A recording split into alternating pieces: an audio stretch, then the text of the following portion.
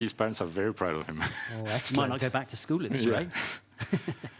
Okay, well, we're waiting for, right at the moment, drone racing, just to let you know, because it's the final. Yep. It's coming up soon, and I'm excited. We're excited, I Yes, think, you are. because we're going to, as soon as it starts, we'll go straight to it. So let's just tell you who's in the final. So we've got, correct me if I'm wrong, so we've got the South Koreans, Team Mins, it's called. Then we've got Drone Sports Global, they're from Russia. We've got Flat Out from Bulgaria. And we've got GLD from China, so a real international mix. Exactly. To that final. Very exciting final. Obviously, we saw the first two semifinals taking place earlier today. We watched the first one. I followed the second one, which was, I think, in my opinion, much more dramatic than the first one. It was closer, was it? Tighter? It was closer, but in some way, a lot of pilots made a lot of mistakes. Wow. Yes. Which you didn't see in the first semifinal. It was pretty flawless. Yeah. I think the pilots competing in the first semifinals are obviously they're showing their skill. Right. And in the second semifinal, a lot of problems happened, a lot of technical issues. And if I may remind as well, each team has a set of 3 drones and a set of 4 packs of batteries. For example, let's say if you're flying your drone outside on the track, Which you are. This is all outdoors. yes, this is all outdoors, as we saw. Very beautiful track layout, very beautiful. Sub-zero temperatures. Yes. Right. For example, you're flying your drone and you run out of battery, but on the field, you don't have enough power to come back at the pit stop box. You lose your drone. And by losing the drone, you lose also the battery. So you're only left with 2 drones and 3 packs of batteries. So I think we can show some highlights from the first semifinal, which obviously, as you said, Andy, was dominated by DRD and Team Minsk Korea. Yeah. And if I may say, Team Minsk Korea are obviously the favorite because the team is comprised from 1 Korean champion and 1 world champion, and he won the world championship several times. And they're flying in red, that you see right there, and DRD are flying with the blue colors. And the colors of the drones are determined of how well you did in the qualification round. And there's 50 laps. 50 laps to do. Each pilot has to complete 25 laps, and then they swap. And yeah, you have to manage the weather, your speed, how much battery you run through. Your concentration as Oh yeah, well. the concentration. It's like an endurance event. Yeah, it is in some way. But I think those guys are so used to it that... Plugged in. Yeah, clubbed in completely, yeah. And as you see, pilots wear goggles called FPV goggles, and they are seeing what the drone is seeing. And sometimes you can see some connection issues, and we saw sometimes that the drone loses connection with the pilot, so the pilot is flying basically the drone completely blind. Right, yeah, and it has been a problem. I know our correspondent Uma picked up on this earlier, so hopefully they've got it right for the final. I think it's just about to start, so as soon as it does, we're going to go straight to it. Just out of interest, though, Oja, how do they start? Are they all just sat on the ground and they take off, or is it a staggered start? How does it work? Basically, in the pit box, you have 2 rooms. One room for the pilots, where they're sitting in a comfy chair wearing those FPV goggles, and a second room for the pit stop, where your teammate can take the drone, replace the batteries, and he needs to open a little window and put the drone on a little platform, and then it takes off. Then it takes off. Okay, well, the final has started, so let's tune in and watch.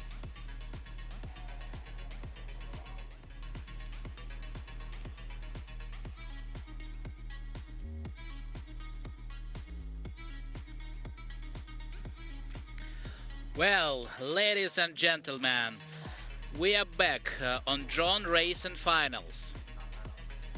On the first ever Future Games in Kazan 2024. Right now we can see the pit stop area where the pilots getting ready for these finals. Testing everything, putting the batteries and getting ready.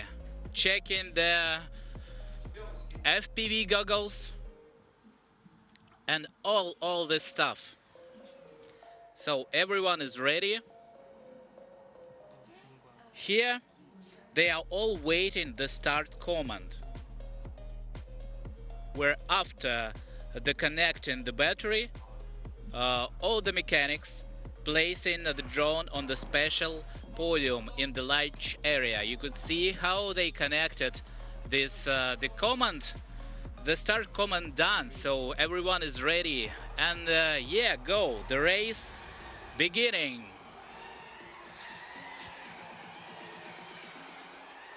And look, two of the drones already run forward, and this is red and yellow. They're already far, especially that red one. And I will tell about the teams. Team Me in Korea in the finals, Drone Sports Global. This is Russian team.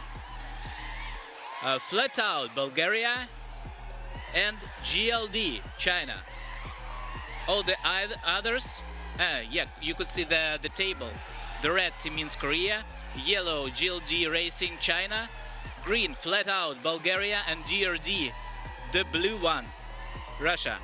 And according to semi-finals, the Team Reactor, Airworthy Team Hungary, Aspen Kazakhstan, Drone Village Serbia, they lose the game.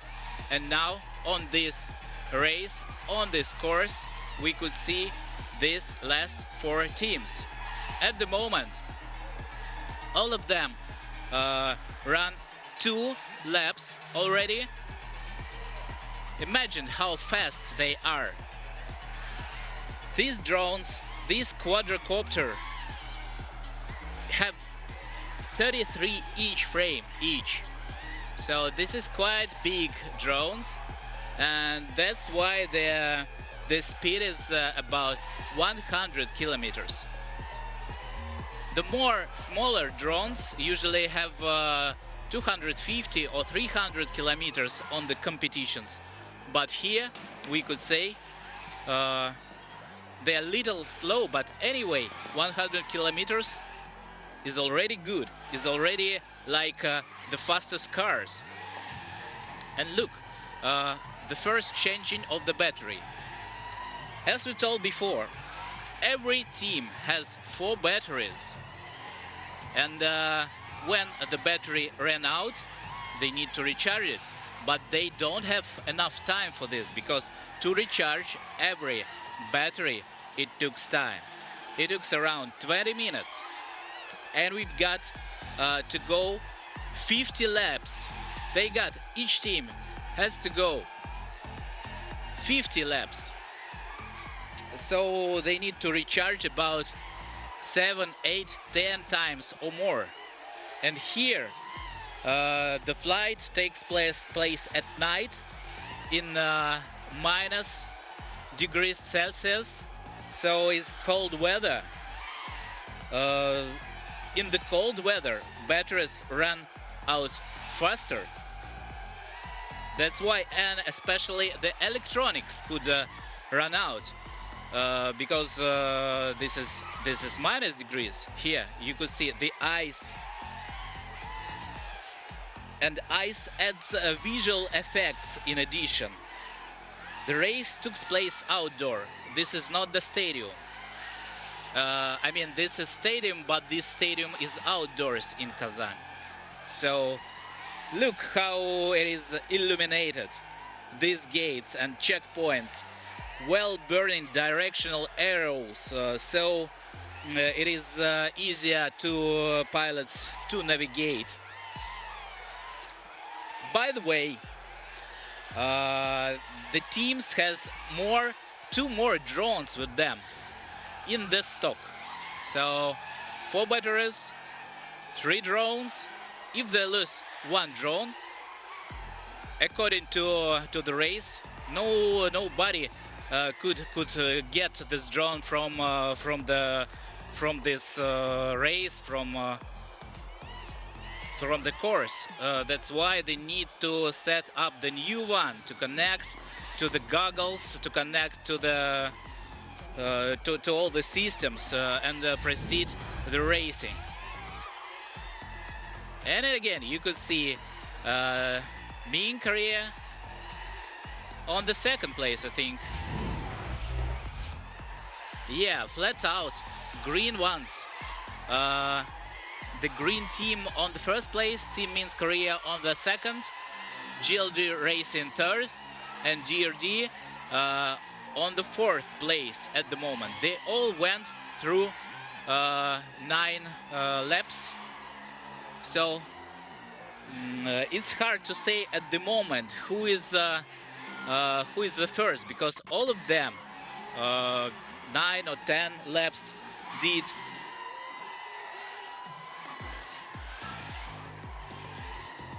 You see, this is the pit stop again, and I think this is the third changing of the battery, and they ran only 10, 11, 9 laps. So 3 battery during 10 laps, so they need yeah, around 15 changing batteries, or maybe more, because they have not enough time to charge it like full, because it takes around 20 minutes. We'll see. Very interesting. And here it should be a kind of tactics for this piloting, for this race. This race is not going on the high speeds, and this is not that difficult, because this is like one level race. I mean, it's near the ground. They don't have 2 or 3 level obstacles on this. Yeah, here we have gates only on the 1 level, ground level. So here it's kind of the tactics, not too much acceleration, easy turns to save the batteries. So this is the tactics, and the pilots should always think about this. They always should take care of the batteries. This is the main thing. And of course, they no crashes on the scores, because if the drone crashes, that means that the team loses not only drone but battery too.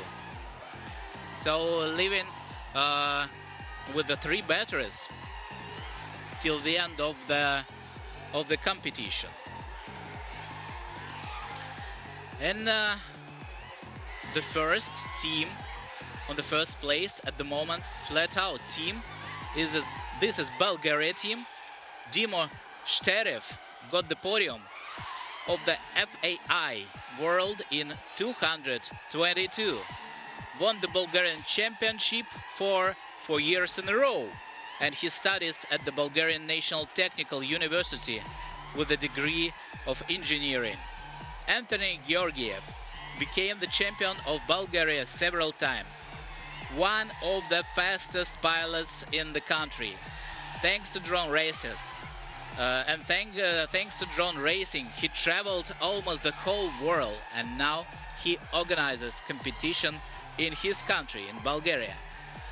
And now this is 17th and 16th laps. The teams are close to the changing of the pilots. As we told before, the team consists of two pilots. One pilot at the moment wearing the FPV goggles and doing the flight itself. The others on the pit stop changing the batteries.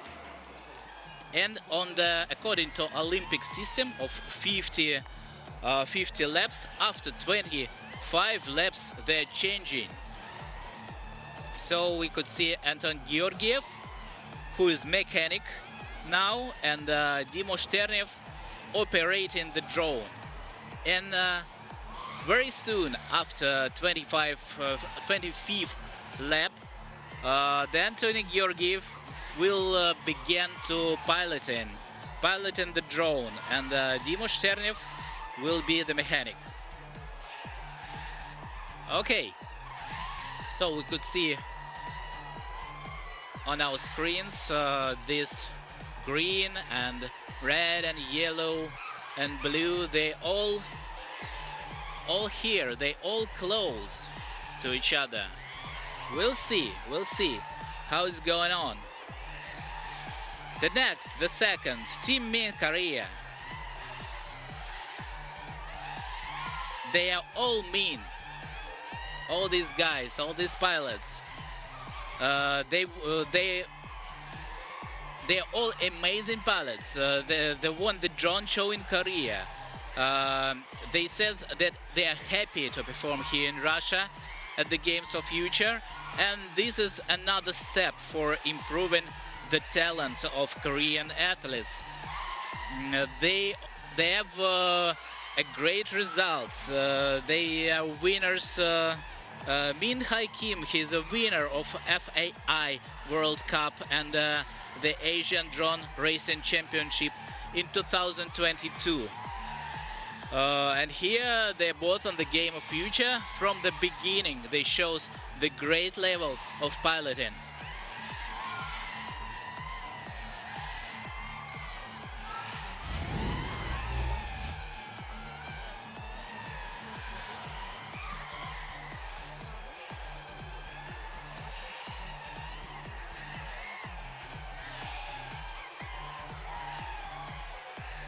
And again, Anthony Georgiev changing the battery. And here you could see the view from the course camera.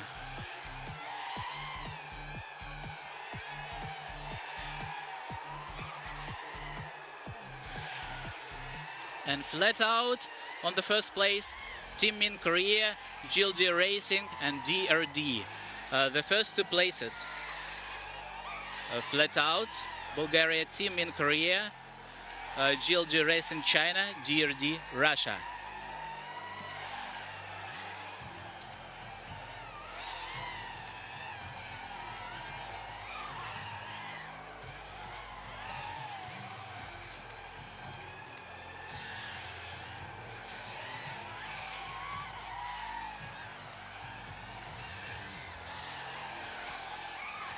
Yeah.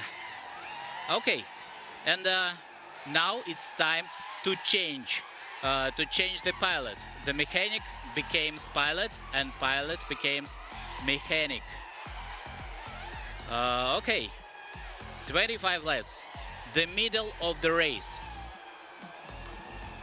And now we could see these results. I think if the drones will not crash, the pilots will do their job perfectly.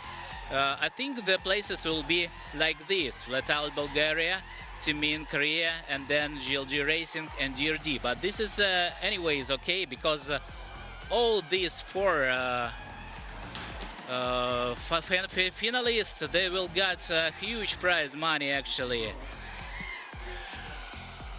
That will be for the fourth place, $17,000, third place $30,000, the second place $40,000, and the first place $87.5. This is the amount, I would say. Crazy money for more of these drone racers. It's kind of unique money for the events like this, for the drone competitions. But anyway, we got here on the future games this amount, and this is great.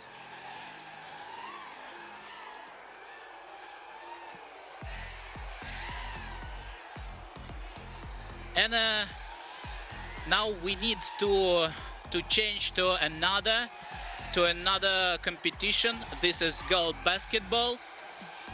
Watch all live streams on the YouTube by this QR code. And unfortunately, we need to leave. Thank you for watching the finals. Bye.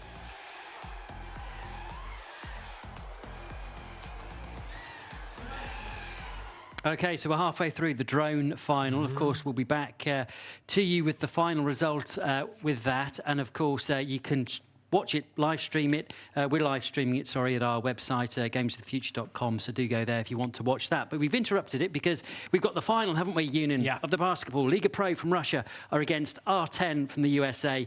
Both sides go into this final unbeaten. It is so close to call. I don't think I wouldn't know where to put my money exactly on this one, but we're just waiting for the digital part to start.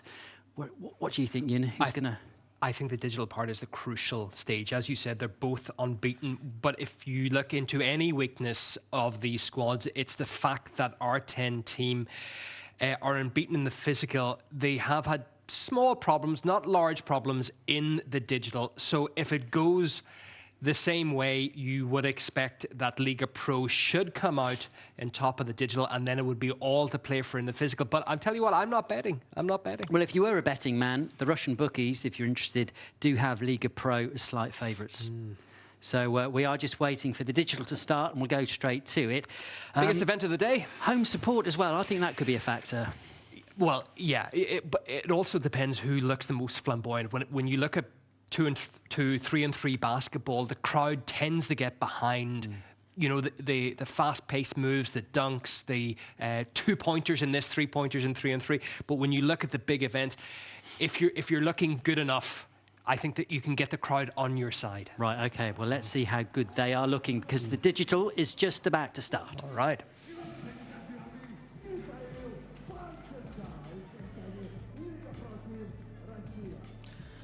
And here we go again, ladies and gentlemen. We are live from Russia, from Kazan.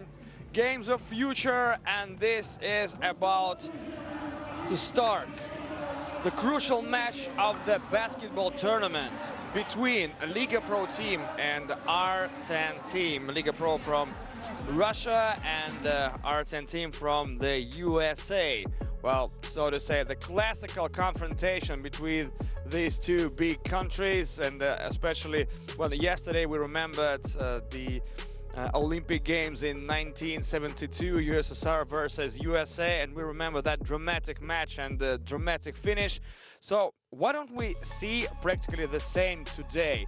Well, it depends on who will be the luckiest team and who will collect the victory, but I do agree with my colleagues in the studio that the decisive point might be the digital part, and I think that in this case, in this aspect, Liga Pro team will be major favorites because they have in their roster player named Mikhail Panchenko, a very young player, 22 years old. He's from Norilsk, but he's extremely good at playing video games. More than that, we can name him a professional digital player, and actually because of him, Liga Pro team outclassed and outpointed practically all their opponents at the first leg, and afterwards the real mastodons, the real heavyweights appeared on the court and they smashed their opponents in the physical part. In Liga Pro team there is a streetball legend named Shalva Shatashvili, number 23, which he took in a favor of, in a big memory, in a big respect of to Michael Jordan, of course, and MJ is the favorite player of Shalva Shatashvili. So I think that's why he took that particular number. So let me say a few words about the digital part, and just like I told you that to my mind the Liga Pro team might have an advantage, maybe might have even a big advantage, because our R10 team, they always chased their opponent out of the first leg but did it solidly. Well, they have really good players.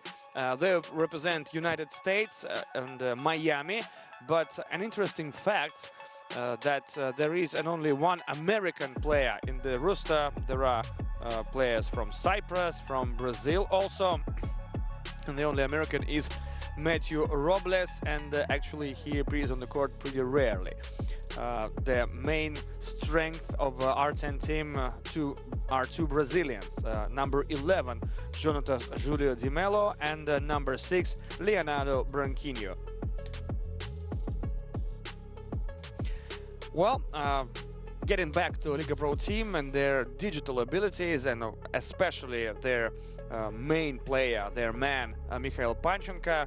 So we remember how they outpointed, how they topped MDMX team, whose biggest advantage, whose biggest point was a digital part, but a Liga Pro team were better in that case, and of course at the physical part they just destroyed the team from China, letting them play just for the bronze medals, and I think that that kind of a loss actually desperated them, and they were run out of gas, and I did not see a big will for them to win against Eurobasket. So here is the roster for R10 team USA. Number 2, Matthew Robles, well, that's wondering, and number 6, Leonardo Branquinho, and number 11, John Tozulio, but this is the squad to play on console. And here is the squad to play for Liga Pro team: Shalva Shatashvili, Mikhail Panchenko. Just like I told you, well, so let's see what is about to happen.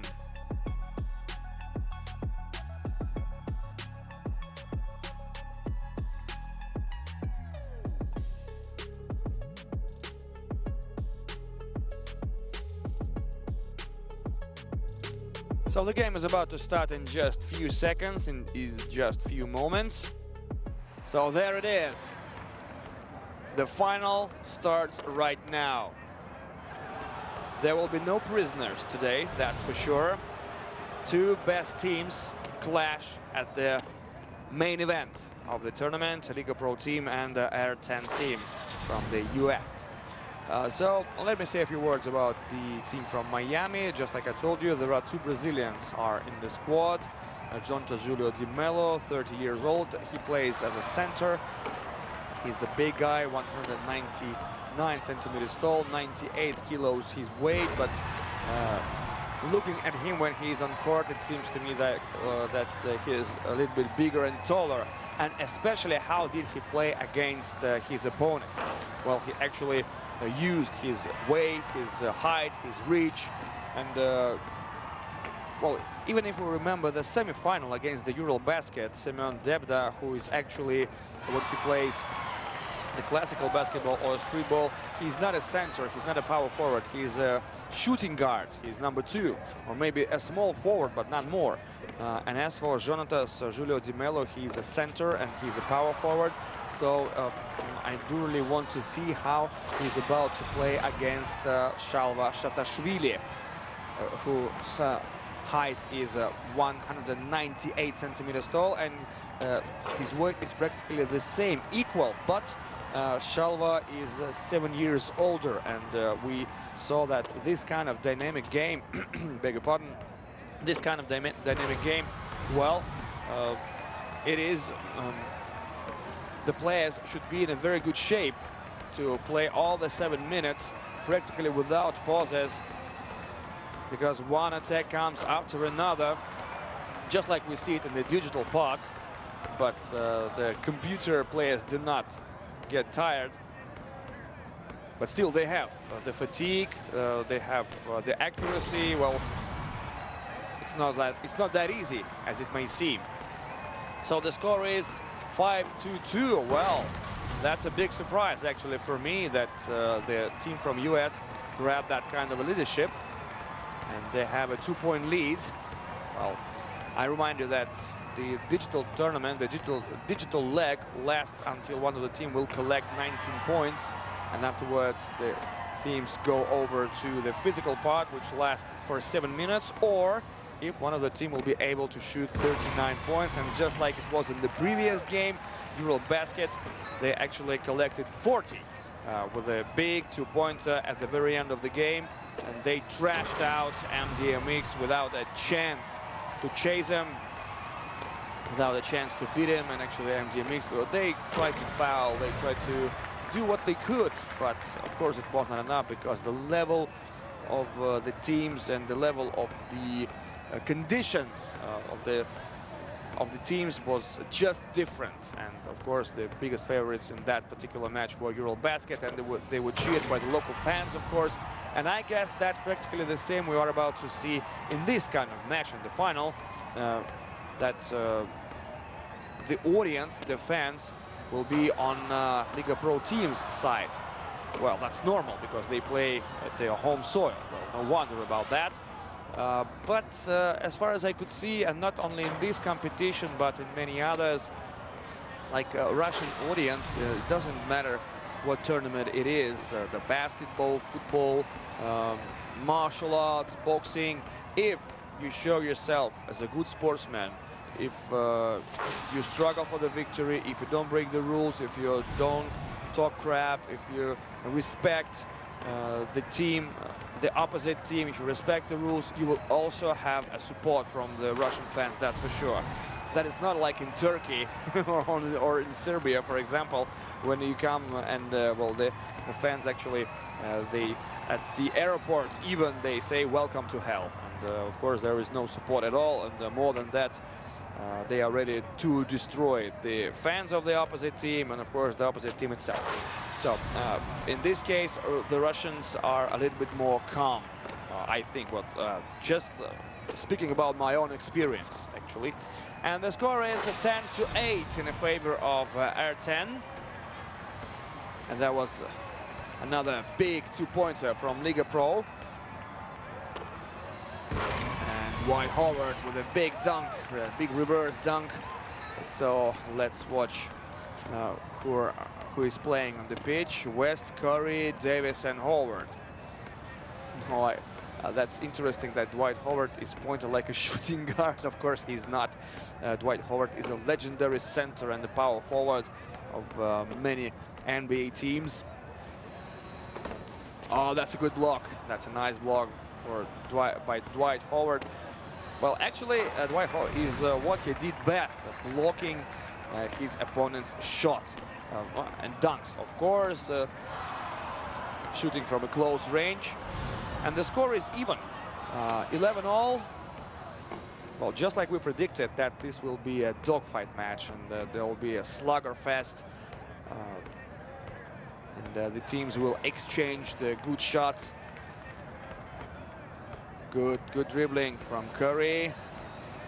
There he goes to the corner and an easy layup after Steph Curry. The 12th point for our team.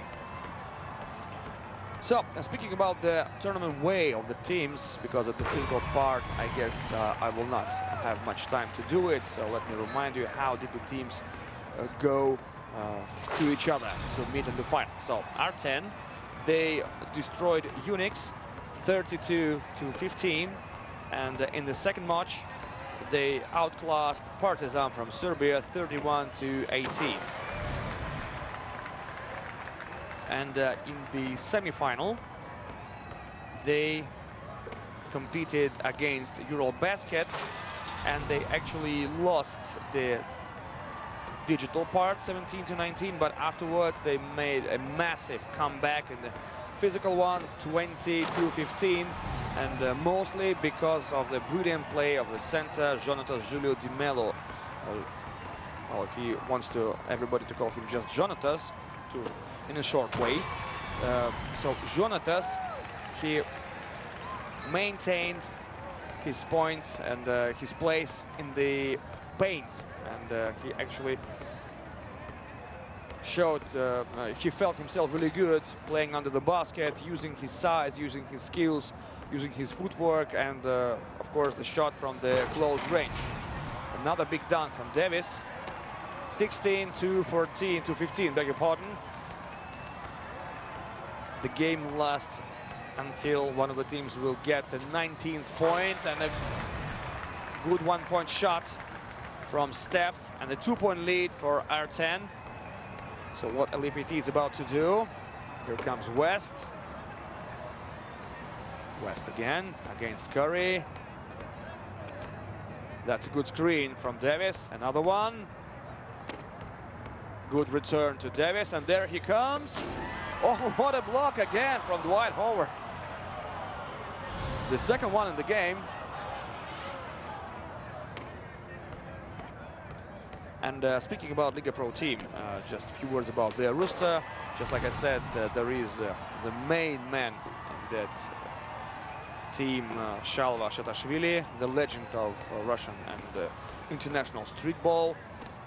Oh, that was quite a pass to Howard and an easy basket for Dwight. And there is 1 point left for R10 to secure the victory in the digital part. And there is also Mikhail Panchenko, the main digital player in the roster. He is the European champion in digital basketball, by the way, in the Russian national team. And his favorite players are Anthony Davis and Karl Anthony Towns. But the biggest love is for Kobe Bryant, of course. And Dwight Howard, nice feint by Dwight Howard, and Steph Curry is waiting for a chance to shoot, or maybe he will receive a screen. Oh, what a superb pass, and Dwight Howard makes it, and the digital part is over. We're getting back to studio.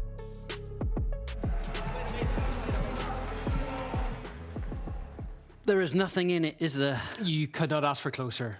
R10 19, Liga Pro 18, and they weren't taking any chances, were they? Straight into the paint, under the rim. Nothing lay up. downtown at all. No. All up close today. That's what it's all about. It is absolutely on a knife's edge. We'll be crossing back to what should be an absolute clinker of a physical part in a matter of minutes. But shall we switch up for now? Yeah, let's try and catch up with the drone racing, because we interrupted that. It was the final.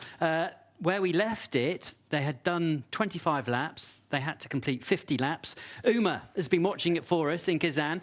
Uma, good evening. Can you bring us up to date? What happened? Well, I can tell you guys that the Korean team won.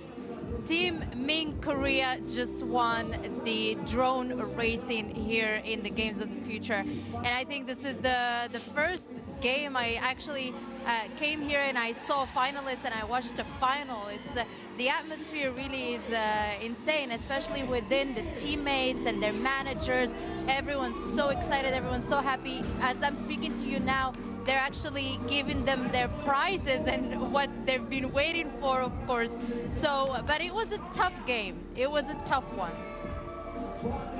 We left it flat out. We were in the lead from Bulgaria, and it looked like, you know, they had done enough. Okay, it was just halfway through the race, but it looked like that they were looking very comfortable in first place. But as you said, the South Koreans came back to sneak it and snatch the victory. Oh yeah, I was also surprised. I mean, I saw the Bulgarians flat out. They were up there. They were at the beginning. They were leading the race. I was like, okay, maybe the South Koreans are not going to win. But then the South Koreans really did get back on their feet and have proved all of us wrong, actually, because while we were watching the game in the screen inside the building, everyone was literally just stressed and watching, and everyone was confused about with the Koreans, because they were pretty good. If you've seen them play previously, they were really, really good and some of the best here.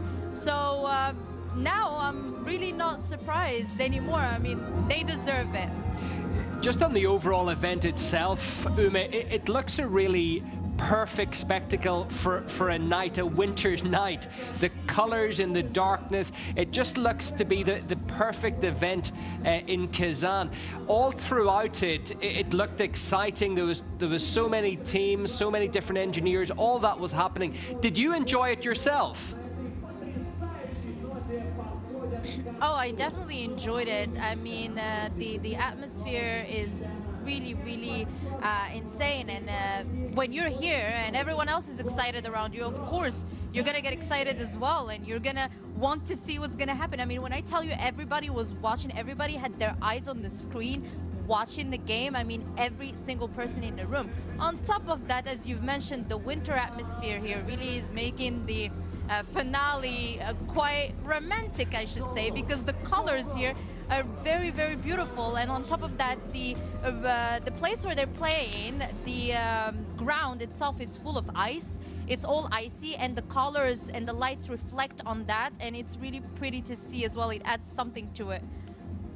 And 87,500 for the winners as well. Well done to them. Uma, thanks very much for bringing us right up to date. Another champion at these inaugural Games of the Future. Team Min's Korea from South Korea winning the drone final. Epic stuff. It was great. I thoroughly enjoyed watching that. You know, and I can see how this could take off. Can I use a pun? Because there are similarities, aren't there, with car racing when you watch it at home and you're watching this on TV. And I found it, I wouldn't say therapeutic, but I was edging towards that. It was an enjoyable thing to watch, easy to understand straight away as well. Well, you know, when you watch something like Formula One now, there's no real jeopardy anymore of accidents. They happen very rarely, thankfully. But people used to watch it for the excitement, the peril. I almost saw a few drones hitting each other. It got very close there, but the absolute skill. And you can see what it means to the champions, can't you? Yeah, the skill, the dexterity they have, and they played a good win because they weren't seen as the absolute favourites going into this or anything. You know, they had good pedigree around the world, but not by any stretch of the imagination absolute favourites. And they came out and did it. And got their gold medal. I mean, I know when Oji was here, when he was helping us out, taking us through the teams, he did mention that they did have a World Cup winner and an Asian drone racing champion in that team. Good pedigree. Yeah, obviously a couple of very good pilots, and one of their main man has actually been racing drones since he was just 11 years old. Yeah, it's incredible. Okay, let me get your take then on the basketball when we go back to it's so tight. We'll go back to the physical part of action here. Yeah. I'm really expecting a cagey affair because we saw it on the video games how they played so tight and they were going for 1-pointers instead of 2-pointers. Do you expect a similar thing in the physical? I think just a single mistake might decide this. Okay, shall we cross? Yeah, I'm excited. Let's go.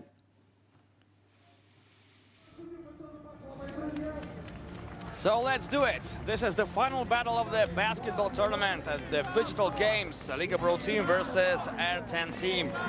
Russia versus USA. What can be better? And I remind you that the winner of this particular match will receive a big check, $437,000. So here we go.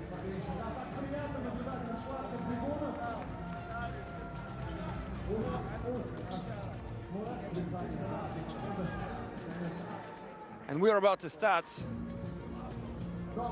one match, physical match, lasts for 7 minutes, or it will be finished if one of the team will score 39 points or more, like it was in the previous game, in the not in the semi-final, in the bronze medal match between MDMX and Eurobasket, when the Eurobasket trashed their opponents 42-26.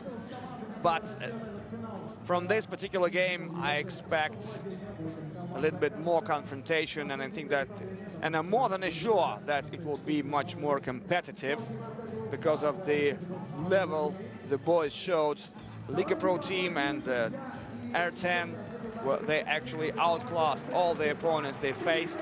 They trashed them out, they crushed them away, and so let's see it. Come on.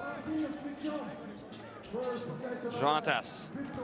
Leonardo goes onto the basket. Good defense from Shalva for 2.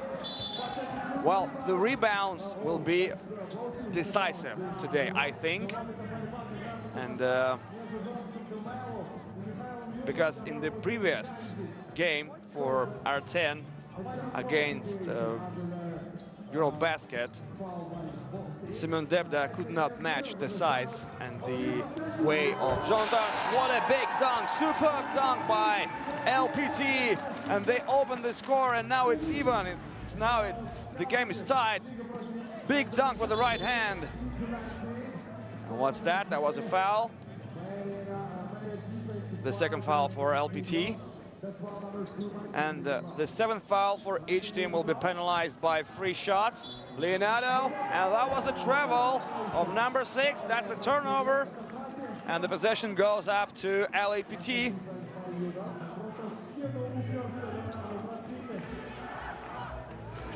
we go. Shalva receives a good screen and a 2-pointer. No. Offensive rebound for LPT. And that was definitely a foul. And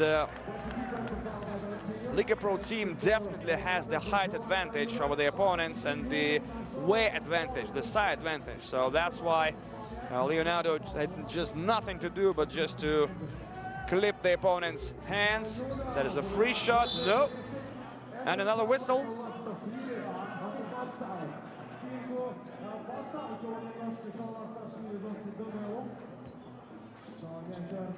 Number 6, Leonardo goes on the left. Nicely defended. Superb defense for Shalva. Mikhail. Yes, over the glass. He just pushes his opponent out of the basket, waiting for a proper moment to shoot. And Mikhail Yudov collects a foul. Mikhail Yudov, one of the most experienced player, 35 years old, 196 centimeters tall, 105 kilos his weight.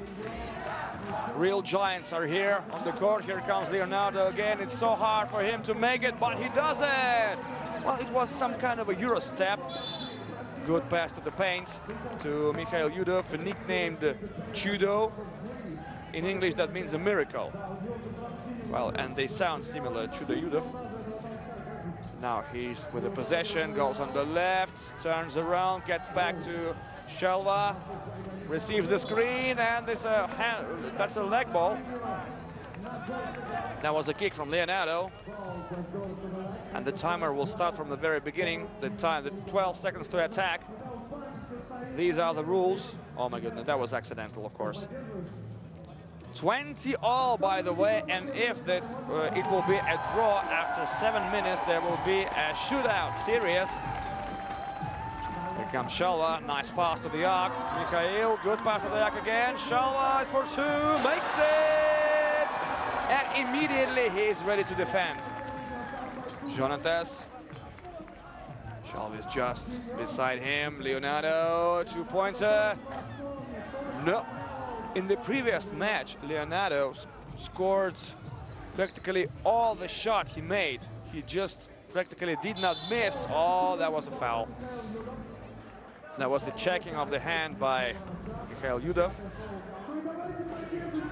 That was a good unintended shot by Shalva. Leonardo tries to dribble the opponent, tries to pass him, and he does it.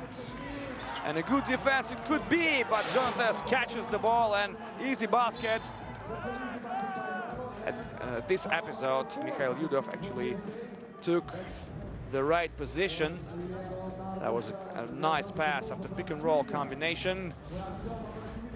No, pick and roll combinations, well, they are so usual in this particular game, 2-on-2. So you need to switch on time. Nice defense by Jonatas. He steals the ball and passes it to Leonardo. Leonardo again, good first step for Leonardo. He comes up to the rim and no. Well, I think that the ball just had no place to be in, but in the rim, but it never happened. And Shalva, an easy basket. No fouling, by the way, the referee says. And the 23-21, the 2-point lead for Liga Pro team. Oh, that was a foul, actually, yes.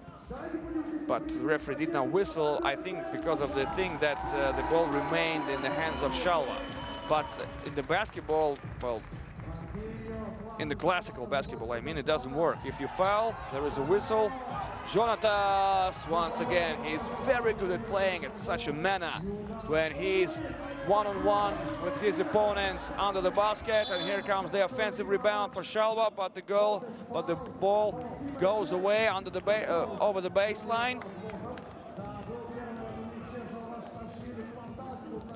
1-point lead for LPT, and nothing is decided yet. Nothing is over, you understand that? 4 minutes and 12 seconds. Shalva, good screen from Mikhail, and it's for 2. Got it! Oh, you gotta guard this guy. You have to look after him, otherwise he will produce that kind of shots. And Leonardo from downtown. Good pass. Mikhail is waiting. No. Shalva again. Good screen. And you see that Jonatas did not get it to his opponent in time, and he lets actually Shalva to shoot unattended again. A free shot, so-called, and Shalva is a big professional, and you should not let him to shoot like that. Mikhail with an athletic drive under the basket, but he did not score. 3 minutes and a half to play. Half of the match, actually. Leonardo from 45 degree, he does it. A very, very important scoring for R10 because they didn't do it for a very long time, especially from the arc. And here comes the timeout.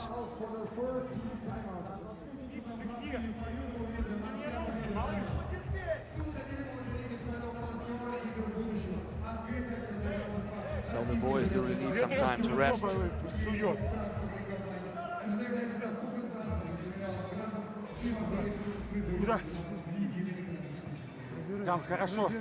Там хорошо заслон идет. Сейчас Ригу с другой стороны играет. Понял? Под правую тебе руку. Понял? And as far as I heard that Shalva said to Mikhail that he's about to play onto him, he will feed him on his right hand. That is exactly what he just said, so let's see it. At the previous game, at the semi-final, we saw Nikita Nagornych, our gymnastic Olympic champion, and by the way, he is the president of the Digital Games. And here comes Mikhail from the right side, superb! Nicely done by Mikhail, and no chance for Jonatas to guard it. Leonardo wants to make the same trick, but oh, what a superb defense by Mikhail Yudov, and he did not let the opponent to score. And it was really hard to do it, by the way, for Leonardo, because he did not see anything in front of him, just his opponent's hands. Oh, that was a poor pass, and Jonatas was just ready for it, and he stole the ball. And here comes Jonatas again under the basket, and this is his game. It's really hard to stop him when he receives the ball, turns around and shoots. It's really hard to stop him without fouling, and here's for two. And nobody blocks Mikhail, so that's why he gets the rebound, and another chance for Liga Pro team to score another point. 4 seconds to attack. Shalva, no. Jonatas was ready to block, was ready to guard, and again, good pass under the basket, and Jonatas, without any problem, collects 1 point for his team. Mikhail Yudov steps, pops, and here is the foul. That was definitely a hit from Jonatas, and well, of course he is disappointed. Easy basket for Jonatas, actually. Well, and 1 point shot, no. No good for Mikhail Yudov. 28-27 with just, well, not just, but 2 minutes. This is during that time, anything can happen, and the way of the game can be changed several times, and the initiative can come from one team to another, that's for sure. The time is ticking, and Leonardo, but offensive rebound for Jonatas, and he does it again with his right hand, using his big body. Oh, what a lovely pass onto Mikhail Yudov, and this is a 2-point lead again for LPT. So let's see what the Brazilians actually are about to do. Excellent backdoor pass to Leonardo, and that was a clean guarding. Shalva, no. Would be a very, very important scoring for Shalva Shatashvili. And he wants to overcome. Oh, actually, he does it with a very beautiful, very nice first step with his start speed. Shalva Shatashvili beats the opponent. And Jonatas decided not to foul here. That was a good idea, actually, but our 10 team actually conceded the points. That was a very good pass between two opponents, and as far as I can see that the Brazilian guys are a little bit desperate. They are running out of gas. They're getting exhausted because they play without substitutions, actually. Well, just like Liga Pro team, actually. But Mikhail Yudov did not appear in the previous games because Vladislav Mileshkin was playing that time, and Mikhail Yudov is set to make the decisive step here. He's fresh, he's hungry for the victory, and he's much more fresher than his opponents, so that is what I call tactics. So let's see what is about to happen next. The timeout is over, and this is the golden medal match between the Liga Pro team and the R10 team. So far, Liga Pro are very close to secure a big win in this tournament and to earn the biggest prize 1 minute and 10 seconds. Lovely pass to the paint, and of course Jonatas will not miss in this at this moment, at this situation. Here is the response, Mikhail. No fouling, Mikhail Yudov, good pass on the arc, but it's no convenient to shoot, but Shalva did it, and offensive rebound by Mikhail Yudov. Actually, nobody blocked him again. 45 seconds, 2-point lead, nice pass to the paint. Mikhail is for two, got it! And this is probably it. And another 2-pointer for Leonardo. No, wait a bit. Another, again, a 2-point lead for LPT in 30 seconds to play. Shalva, the kick from Jonatas, and another 12 seconds to attack. So I think that LPT will try to use all the time for their attacking, all the 12 seconds, and they will try to guard the rim. Oh, what a huge scoring by Mikhail Yudov. Fadeaway jumper, and Jonatas tried to stop it, but he did not. Well, he just not make it in time, just running out to the opponent, just waving the hand in front of him, but it did not bother Mikhail Yudov to score the very important ball of the game. Maybe crucial, we'll see. The audience is just going mad, they're just going crazy. You're here. They're shouting, Russia, Russia, Russia, Russia. And everything is on their faces. I don't see much belief on these faces. Liga Pro team are that close, are 30 seconds close for the biggest win in this tournament. So the main thing for them, because they will have the possession now, to use all the 12. I think that there will be a foul now from R10 team, because they need to stop the clock and they need to get the possession in order to produce 2 points, not less. So the first thing for them is to stop the clock, and they can do it only because of the foul. Well, that is classical tactics at the very end of practically the whole close basketball match. So let's see what are the Brazilians about to do. What are they intent to do?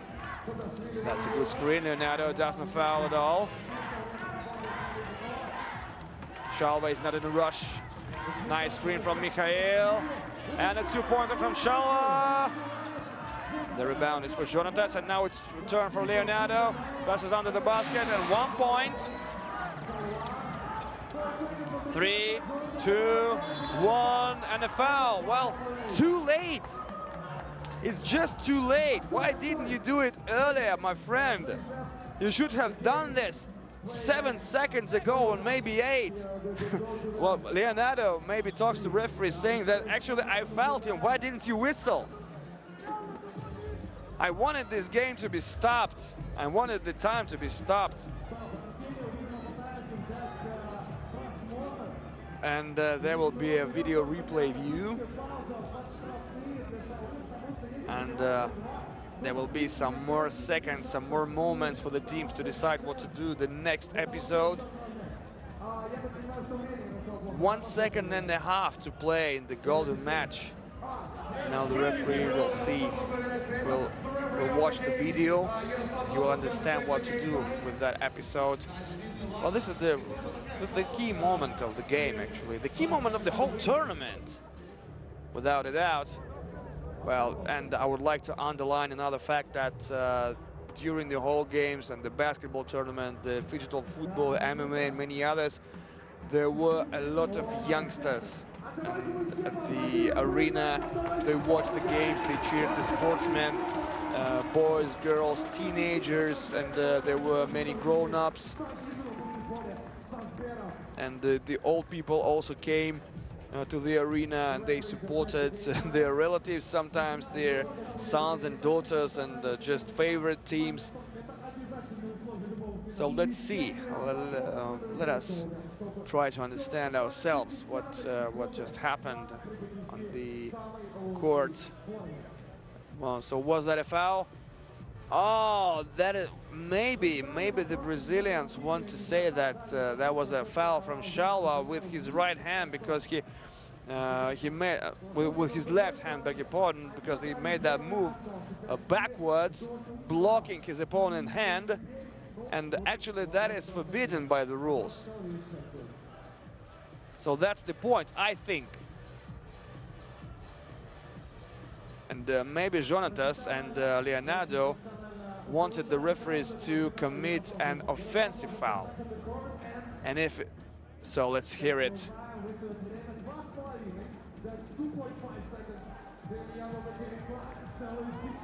So what's that? I've heard 2 shots. 2 shots actually for LPT, so the game is done. So if Chalva Chatashvili will score both. Oh no, 1 miss. And the R10 team still remains in the game. They still have chances. And Chalva deeps the 1 point. And here is the moment for Leonardo, aims for 2, no, and that's it! The time expired and it's all over. Liga Pro team gets the big win, and they are the champions of the digital basketball tournament at the Games of Future.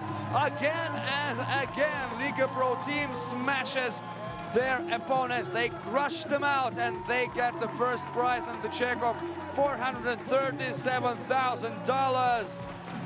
Well, the audience is just mad because of joy and happiness, and the big disappointment for R10 team. Maybe they can call the referees.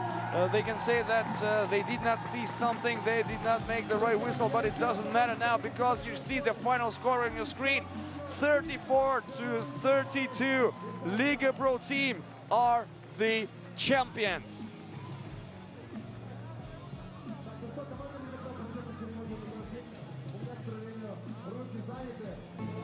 In a world that seeks a balance between metaverses and healthy lifestyle, video games and traditional sport, live shows and web entertainment, we found the only way to harmony. Introducing a new era in the realm of sports, Phygital, a revolutionary fusion of the physical and digital worlds. This is an unparalleled mix of the most exhilarating and dynamic youth sports disciplines, all integrated with popular video games and cutting-edge technological devices. This unique sports format is accessible to all. Anyone can participate in Phygital competitions. Any sport has the potential to evolve into a Phygital experience. Football, basketball, hockey, racing, martial arts, shooters, and many other sports have successfully adapted to the new reality. The 2024 Games of the Future is a global multi-sport event that represents the pinnacle of Phygital sports worldwide. The event is attended by best clubs and teams, bringing together 2,000 participants from over 100 countries. It marks the beginning of a series of top Phygital tournaments that will take place annually worldwide. The current official program of Games of the Future includes 21 innovative disciplines.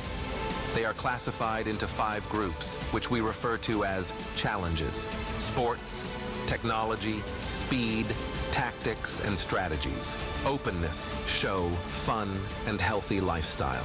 Coming our way is the exciting Phygital era.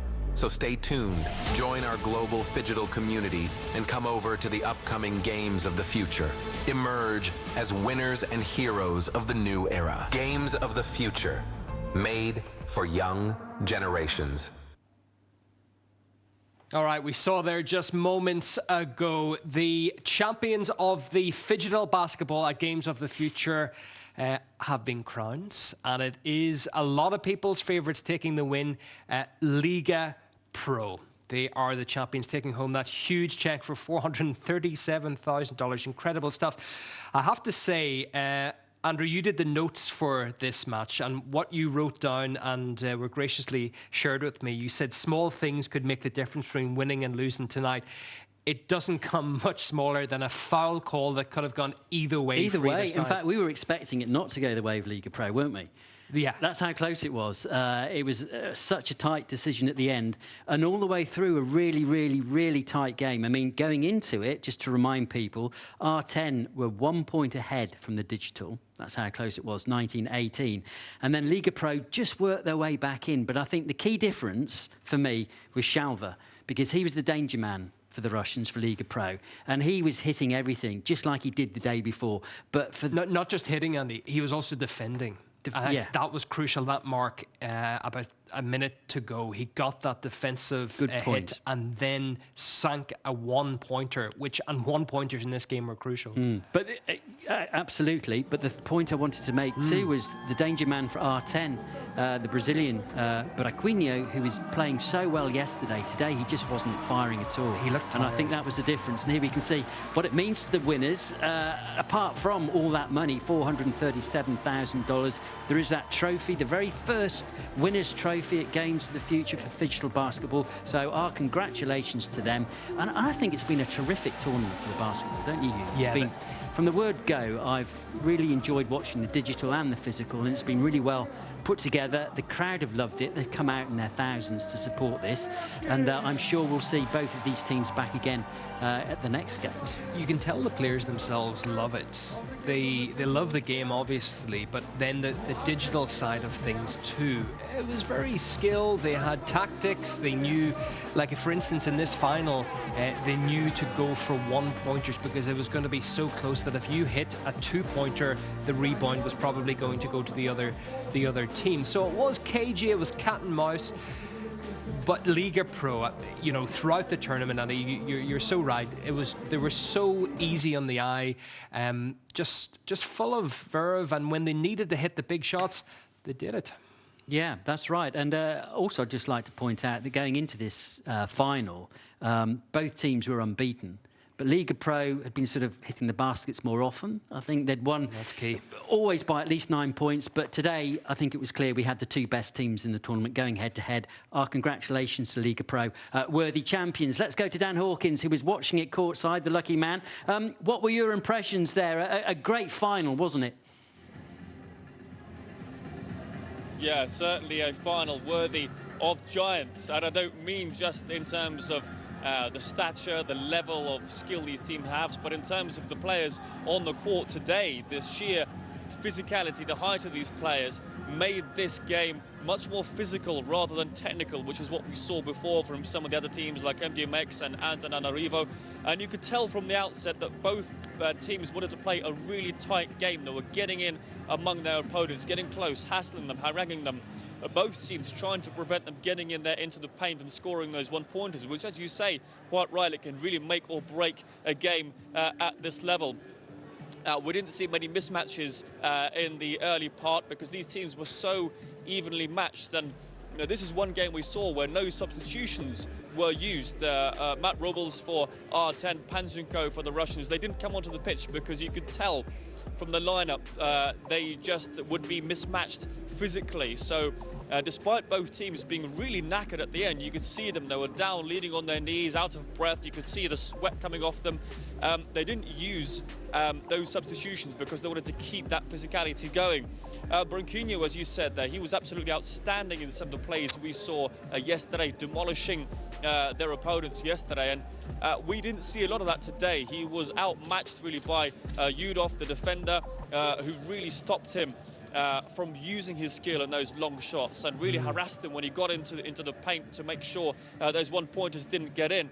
And it was really important, I think, for both teams as well, not to fall behind at this tournament with these rules. If you fall behind by more than 3, 4, 5 points, that's it. It's game over. Yeah. It's really hard to come back from psychologically. So both teams were trying to keep up those score lines and made that game very exciting as a result. Dan, I think I'm going to have to find room on my wall to put up a poster of my new basketball hero, Shalva. Just absolutely incredible. You could see the outpouring of emotion when he got his hands on the trophy. It meant so much, not just in monetary terms. This is historic. This is the first Phygital Games. Nobody can take that away from them. Liga Pro are the first ever basketball champions of the Games of the Future. That's right, yeah. I mean, these guys, of course, did very well in the inaugural basketball tournament last year in Kazan. The way the champion, they outclassed their opponents. But as we heard earlier from a member of the Ural basket team, Andre, he said the tournaments they've played in before, didn't really have pro players of a high level, of a high caliber. It was, you know, more like the first football European Championship, right? Some players getting together for a friendly kick around, a friendly bounce around in this game. You didn't have that level of professionalism. This is something entirely different. There are no weak teams here. These players have a background in youth team basketball, in 2-on-2, 3-on-3 basketball, from many different countries. The R10 team, of course, players coming from the US, from Brazil, from Cyprus. So this is a really high level, and to win at this historic first tournament, that means, as you say, to these players much more than just the money. Though a huge jackpot there for the winners, obviously. Though second place, obviously, won't be disappointed. But sure, this is making these players part of history, and that means a huge amount. Dan, I know you've spoken to a lot of players during this tournament. Generally, what's been their feedback? Absolutely loved it. Every player we've spoken to have said we would come back. A lot of these players are here in Kazan, in Russia, for the first time, and you know, they've come from countries really far away. A lot of these players have had to contend with real jet lag, right? It's hard to fly into Russia now from North America, from South America. They've come in, they've had to cope with a difficult climate. Some of these players, one from our 10 team, Matt Robles, he'd not really traveled outside the US before. So for many of these players, this is their first real international sort of tournament abroad, right? This is some quite experience, and coming to Russia, to Kazan with the cold here, you know, really biting. That's certainly been a challenge for them, but they've really stepped up to the plate, and all of them have said they are really impressed, as I say, with the level of players they've seen, but also with the level of organization. Some players have said, look, when we came here, we didn't really know what to expect. This is an absolutely new, unique format, right? And a lot of these players have only started playing the e-sport, the digital aspect, very recently. Some saying we've only been playing, you know, 3, 4, 5, 6 months. That's compared to other players like, you know, the Serbian teams who've had their e-sport brand established for several years. They've had to really step up to the plate, not just on the court, but on the joysticks as well. And that's what made this all the more exciting. But the audience, I can tell you, were just as excited to see these players on the consoles as they were on the court. Like I said, if I wasn't looking, if I just turned away and analysed the noise levels here and the passion, I couldn't tell the difference between the digital and the physical part. The audience were loving every moment of it, and that's what makes this tournament so special. And just lastly, Dan, it seems that the organisers got it spot on, didn't they, in terms of trying to merge the digital and the physical. It seemed to be seamless when you were watching it. In fact, you just saw it as one event because the digital had such an impact on the physical. Yeah, that's right, such an impact. Every coach and player we spoke to has said it was so important for them to focus on that balance. If you lose that first leg, the digital part, badly, your mentality is shattered. You're not in the right headspace to continue on the court, and vice versa. And it's really interesting to see these players, massive athletes, tall basketball players, play on these joysticks and then straight away come onto the court. And also, of course, interestingly, the court is digital, right? The floor is digitized, and you can see on the screen their paceometers, you can see their pulse rates, you can see the statistics all coming up live on the screen. And that gives it a really sort of surreal merging, I suppose, between the digital and the physical. At times you're watching and you're thinking, wow, this is really a merging of what's going on the PlayStation and what's going on the court. You can have a real link to the players, to the emotions they're going through, to their heart rates. And that was a really nice touch, I thought, by the organisers, the way this has all been done, and with the viewers able to get a absolutely clear view from the very start on both parts of the tournament. Fantastically, as you say, organised by the organisers here in Kazan. I think many players will already be looking forward to and planning to attend the next Digital Games. Top notch. Daniel, we really enjoyed today, and indeed the whole basketball tournament. Thanks very much for keeping us up to date with all the developments live courtside from Kazan. Now we've got one more event to talk about. Yes. Is it speed running? No, it isn't. Is it speed programming? No, it isn't. Is it skateboarding? Yes, it is. And these are some of the top guys in the world. They've come to Kazan. I've been saying it since yesterday. We've got world champions, national champions, Olympians. They've all turned up to take part. There are 16 teams from all around the world. We saw half the guys yesterday, and the other half were beginning their bid to become skateboarding champion at the Games of the Future today. And this is how they got on.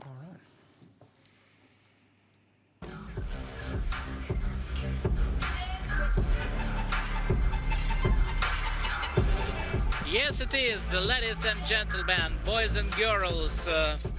We are here in Kazan for you to show the second day of qualification of digital skateboarding. The world's first event named Future Games, where the mix of two parts, digital and physical. Let's see the presentation of the teams for this second day. This is the third group. Yesterday it was 1 and 2 groups. And today the third and the fourth. Another 8 teams.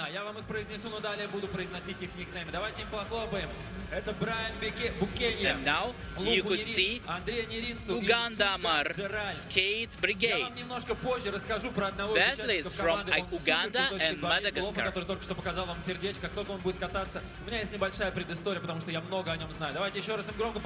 Brian Buchanan going to compete at the Olympics game in Paris. He's the leader and the main hope. The next team is Hustlers, the athletes from Belgium, Denmark, Bulgaria. Bulgarian Martin Atanasov has already achieved success in tournaments in Russia. He was second on the Moscow Grand Skate Tour in 2023. Other riders, they're also very interesting from Belgium, Denmark. They are on the same teams with him. Pay attention to Ron Claire, he is only 14 years old. The third, this is Russian team, Troy Zlartsa, 3 from the Casket. The team is led by top Russian riders, Semyon Kutuzov, Igor Golubev, Markel Andronov, and Igor Glukhov. Semyon Kutuzov, 3-time champion of Russia, Igor Golubev, 2-time champion, member of the Russian national team. And together with them, the winners of Russian and international contests. New Kids Turbo, the 4th team in this third group. You could see Igor Kaldikov, Dmitry Dovanyshnikov, Ivan John Martinez, and Sava Vostokov. New Kids Turbo. Welcome to Digital Skateboard Contest, to the Games of Future.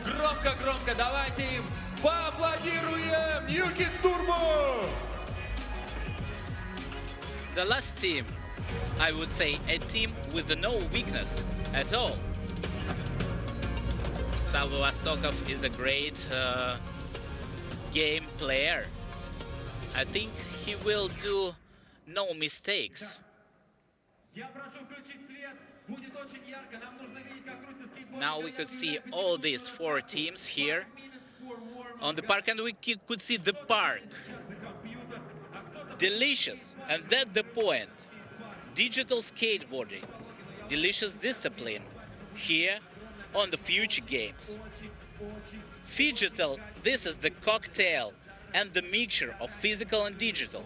If you wanna win, you need to prove yourself both in skateboarding simulator and the real skate park. And you could see here the athletes who are in charge with runs, then trick part, best tricks contest, best tricks part, and the game. The game, this is for gamepad. These guys are in charge for gamepad, for digital part of this skateboarding competition. And you could see the yesterday's results, and Latina gang 354 and 65. Just remember the score. We'll see it. We'll see if anyone today could beat this. Could beat this result, or maybe come closer. The horsepower also has big result. 295 and 17 points. Let's see who will go to the semifinals from today's group. Today's two groups. And now we could see the warming up.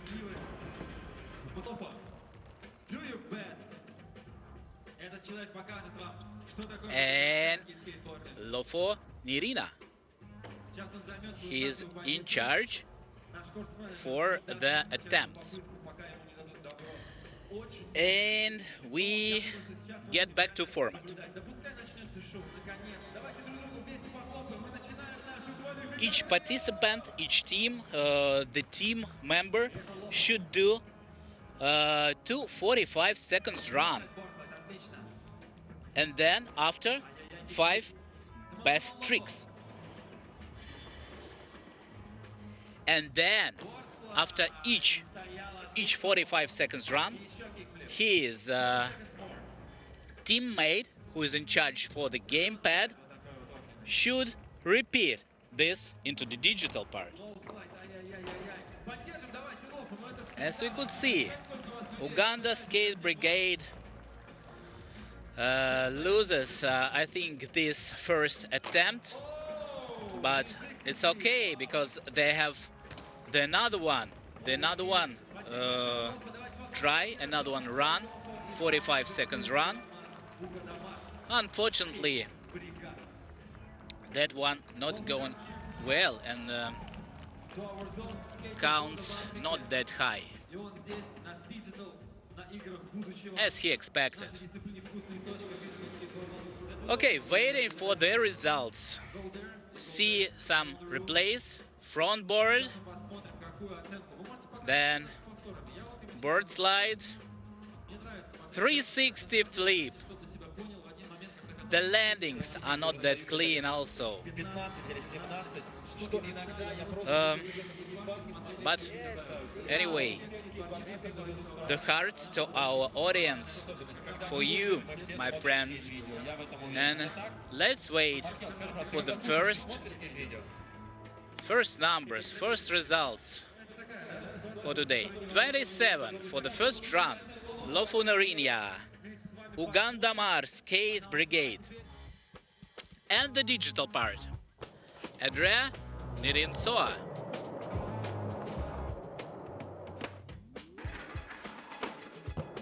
The first trick is pretty clean. The second one is good too. The kick flip. Now the board slide. Popping up. Oh no, this is not that trick. The trick was 360 flip, I think. Okay.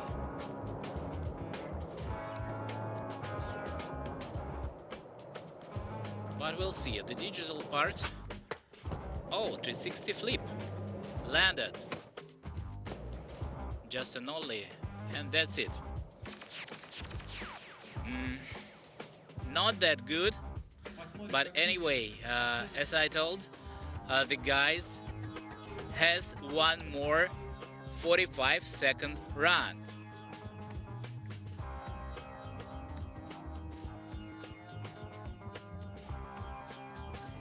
And one more thing. After the repeating in digital,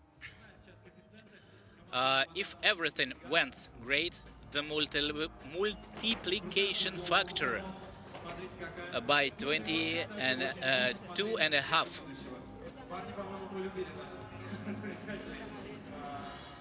Maximum will help them to achieve the big score. But now I think that multiplication factor will be a little less.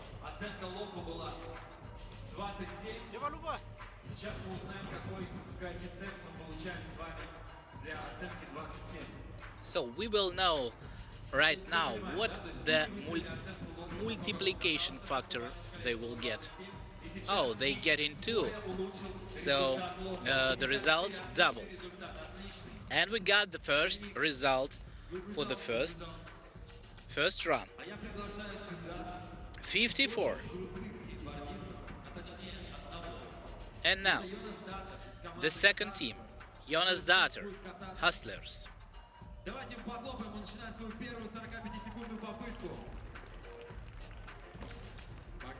Yeah, this is their first run. Nollie frontside board slide. What is the second trick in this attempt? Lip slide. Ollie into the bank. Tail slide to fakie. 20 seconds, 17 seconds. Jonas. Backside tail. They got 9 seconds. 8, 7, 6, 5, 4, 3, 2. Oh, Nollie backside. 180. Okay, they did it clean. But the next is digital part. Look, the kid is dancing.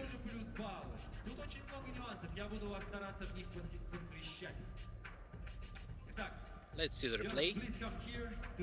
Everything goes well. The clean attempt, clean run, absolutely clean. And we are waiting for the judge numbers, for the judge results, and then the digital part. Of course, we're interested. Could they do this this result in a maximum by multiplicating with the digital part? See, the crowd is packed. Packed to this arena. Yeah, a lot of people watching the skateboarding. A lot of kids here. Waiting for the judges. It's not that easy to set the numbers. Oh, that is mistake. That is mistake. We need the numbers from the judges. Yeah, this is the score. 51 and 33. This is nice. Good score, and now we will know if they multiple. Bio Bronclair. He's 14 years old. The real gamer, I think. Yeah, the first trick is okay. Then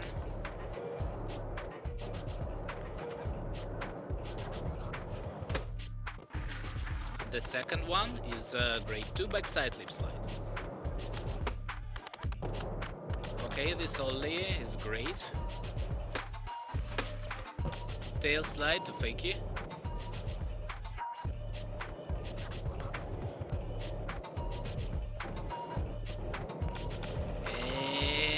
And the back tail.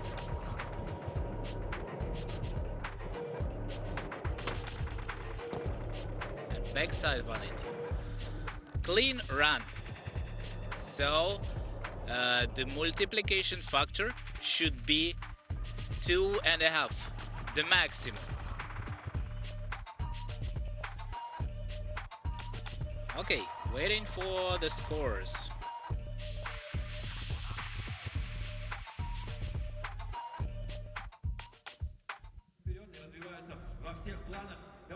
Look at this. Oh, 128 and 32. This is the highest score, by the way, I think, on this competition. And now the Russian team. Трое из ларца, 3 from the casket. Semyon Kutuzov, 3-time champion of Russia. This is his first attempt, his first run. Oh no! From the first trick, he's failed. And the second one, oh! That's impossible. Semyon, what happened? Okay, we proceed with the attempts and his favorite trick, and no, nothing again. I think he's not believing by himself. Look at him. This blunt slide is great. What happened before? Only 3 seconds left. Oh no, the last trick is bail. Oh, that's strange. That actually strange. Too low. Let's see for the result.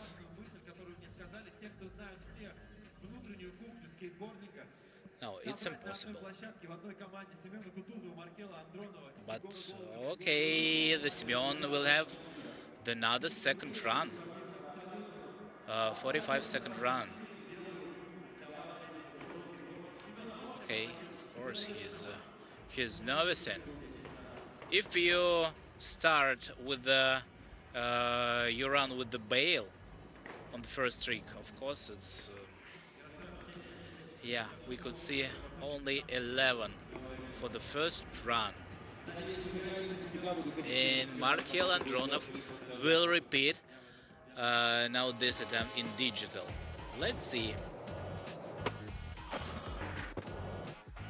So the maximum they could get from this is something 25, 27 points, not more.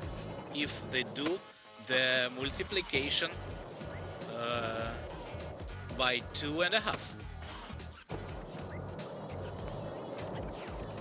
Kid grind, everything as Semyon Kutuzov planned to do. Yeah, 270, the lip slide. The classic trick of Semyon Kutuzov. Frontside salad and ollie.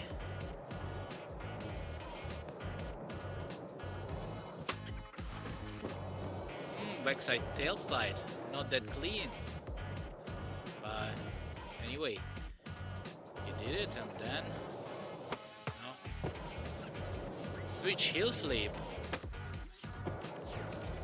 and switch frontside 180. So this is the attempt that Semyon Kutuzov wanted to ride in this his first run.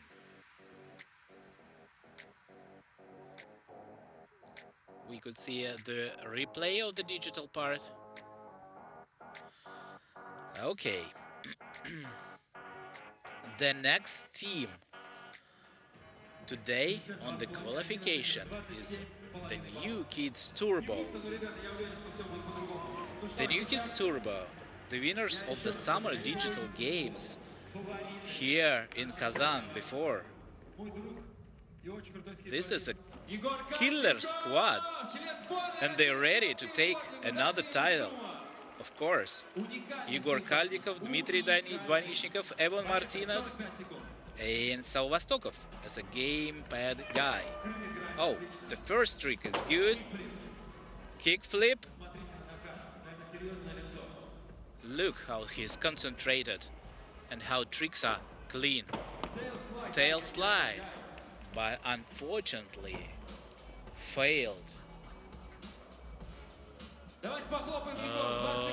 Okay, Igor, dropping in, and leap slide. The next trick.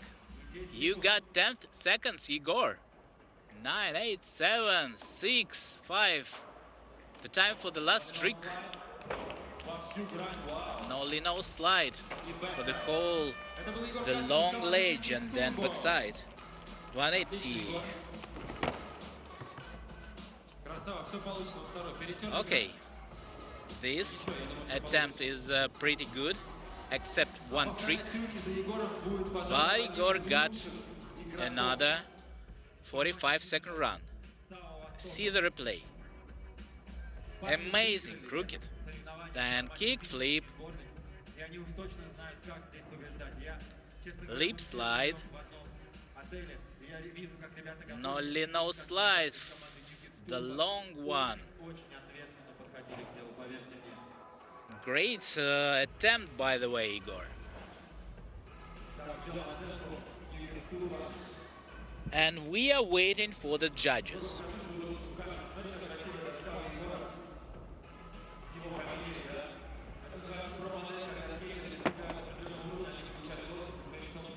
And judges are Igor Bocharov, Kirill Korobkov, Sasha Petrova,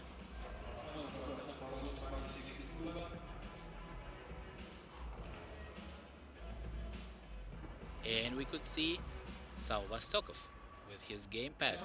Also concentrated for this, before this attempt, before this run.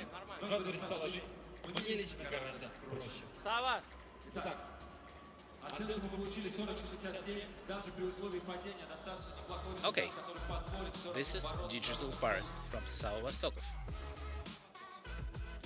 The new Kids Turbo.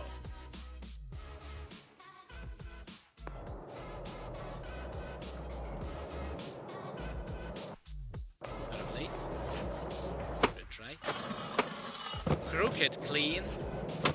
Then kick flip, downgrade.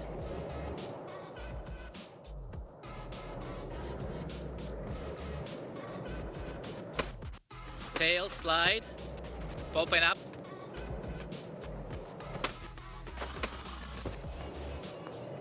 Done.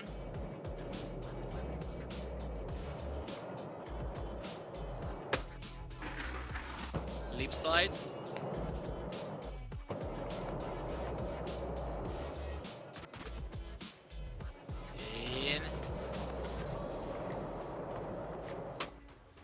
Only no slide. That's it, Salva Stokov says. He's glad about this attempt. Everything is clean. So we expected that this attempt multiplicates maximum.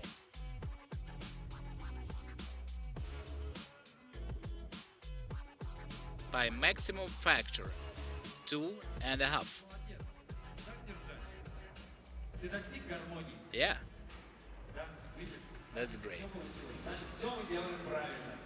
So waiting for the results, for the final results. 101.67. Yeah, that's good. That's good result. For the first run. And again, the athletes from Uganda Amar Skate Brigade, Uganda and Madagascar, Lofo. Lofo going to this, to his position, to his start position. Okay, trying to concentrate. Maybe to replay all his attempt in the mine. Yeah, front board. Kick flip.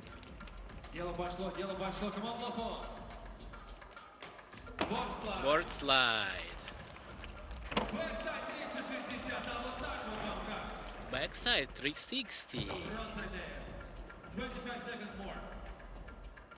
Yeah, no slide. He'll flee. What's next? 360 flip. And 50. Backside 180. Unfortunately, almost done. Almost clean attempt. Almost clean run except this last trick. But anyways, I think he's glad. He's glad about his attempt. Yeah, man. Okay, and now time for the digital, for the gamepad. Who is in charge for the gamepad? Yeah, this is the replay. Everything is clean. Even the landings. Look.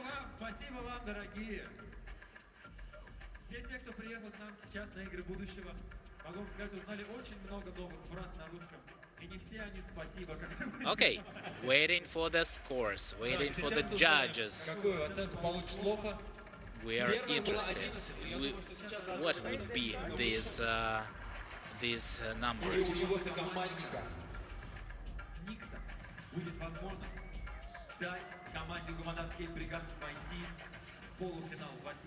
And while we are waiting, a reminder, yeah, this amazing physical park was built by the specialists of XSA Ramp Company, and the digital park was built by programmers in Skater XL. The digital park completely repeats the physical. Just look at these cores, as if from another planet. Yes, the first one is clean, the second one too.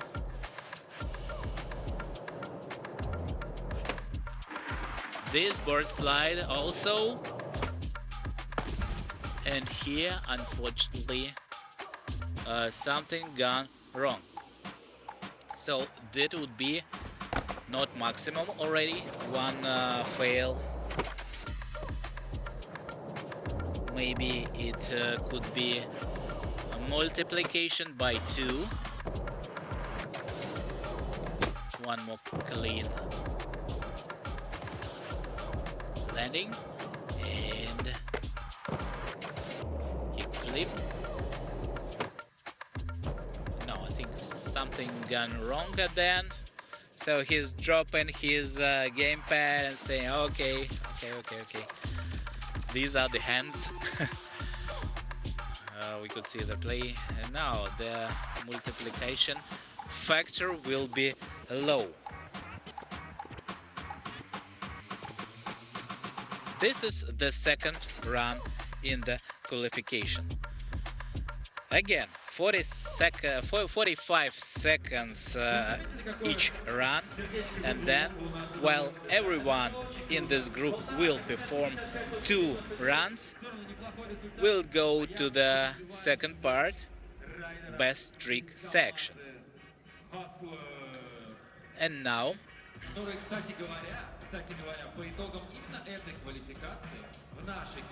oh yeah, the hustlers are getting ready for their second attempt.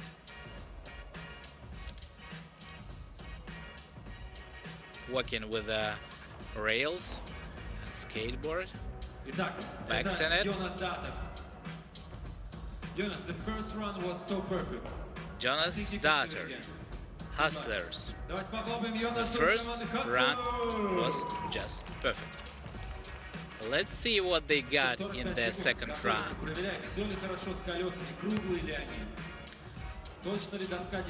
Yeah, checking the setup. And dropping in.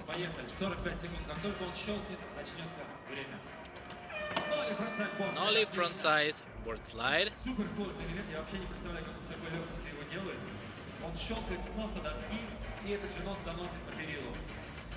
Backside lip slide. Ollie here.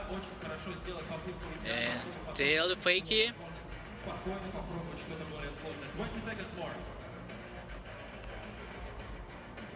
A backside tail slide. That's good. And he got 10 seconds left. The time, I think, for the last trick here in this run. Yeah, he tried the blunt slide, but unfortunately failed. He tried this last trick, actually was the complicated. This is from the best tricks part. Okay, but anyway, he is glad, and we'll see what his 14 years old teammate will do on the digital stage. Here we could see the replay of all these amazing clean tricks. Yes. Landed.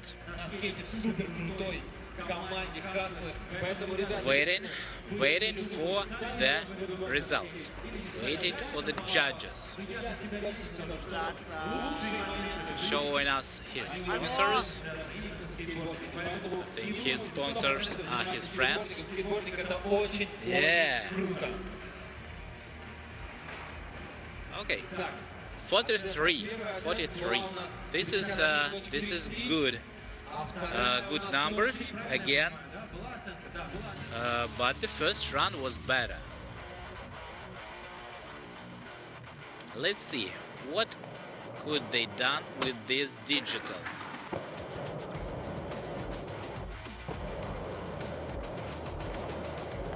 What could they do with this?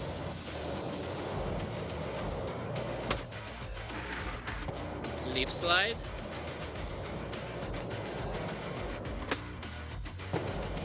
Ole into the bank.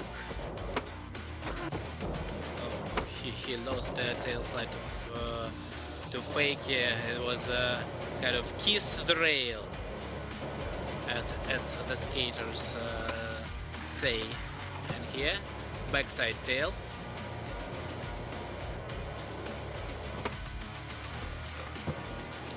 Whoa, that was the trick. The blunt slide to this gap, to this bank. Okay. That was the idea of the last trick.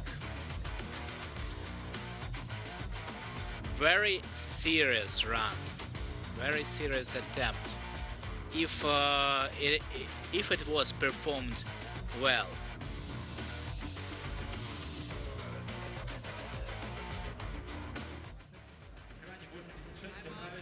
Anyways, with the digital part, 87.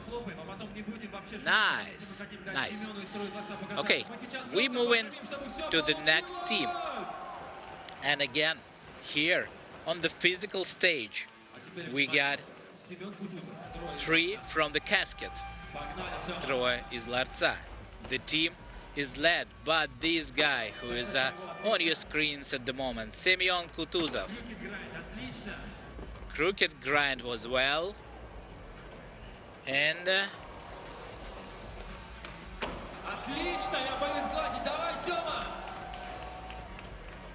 okay.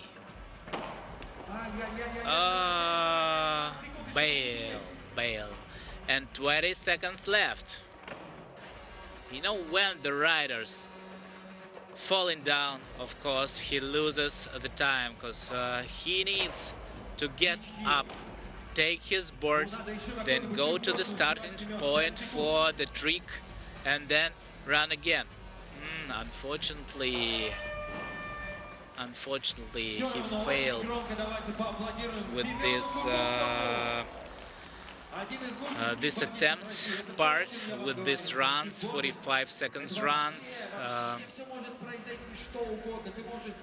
Okay, we'll see what 3 from the casket will do in the best tricks part.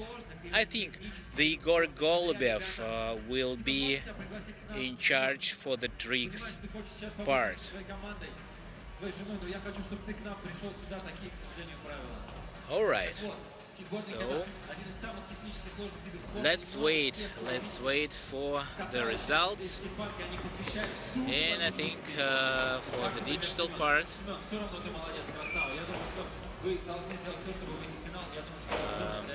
Boris Aleynikov, the commentator in Kazan, congratulates Semyon. Anyway, it's skateboarding, it's sports. Everything could happen. You never know, but here it is.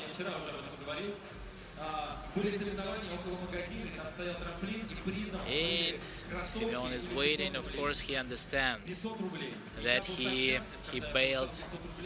failed all these attempts, but anyway, he could get at least something. 29:33 for his run, for his second run. And now Markel Andronov, 3 from the casket, the digital part. 270 to lip slide.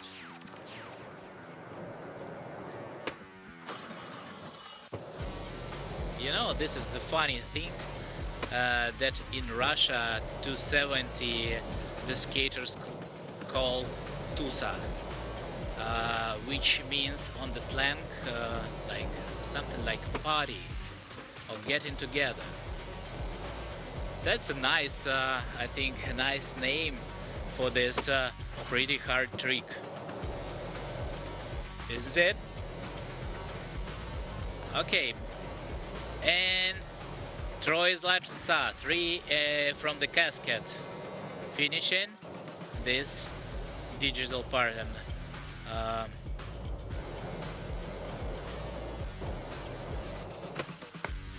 yeah, switch flip, switch heel flip.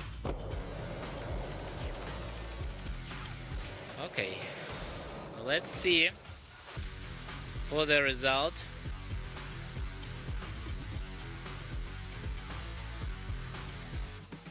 Tusa, 270.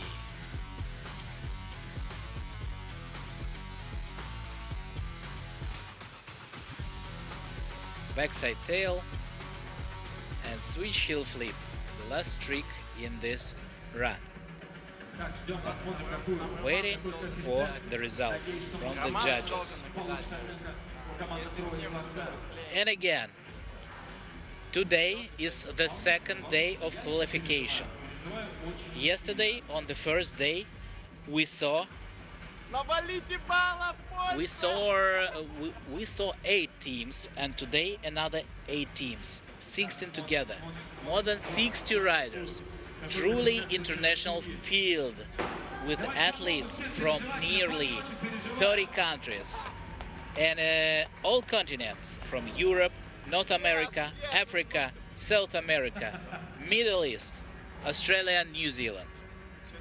We saw all of them. And you see, this is the airport of the future. That was the idea of specialists of XSA ramps, to build the airport of the future, to build this skate park in the airport of the future with all these bags and controls area and escalators and everything. And Igor Kaldikov from New Kids Surba, Russia, is getting ready. Is getting ready for his attempt, for his run. New Kids Turbo. И еще один человек, который я хочу, чтобы сегодня показал максимум, который он может показать. Егор, сделай это. Удачи тебе. Igor, one of the leading riders from Russia, and he is from Russian national team. What he's got? His guy. Crooked.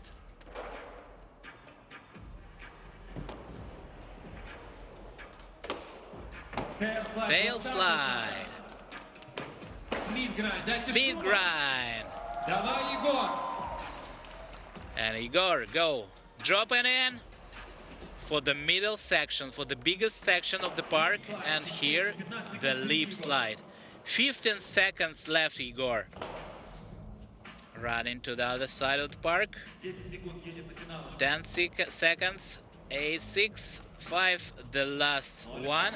Oh, he tried the flipping from this long nose slide on the ledge.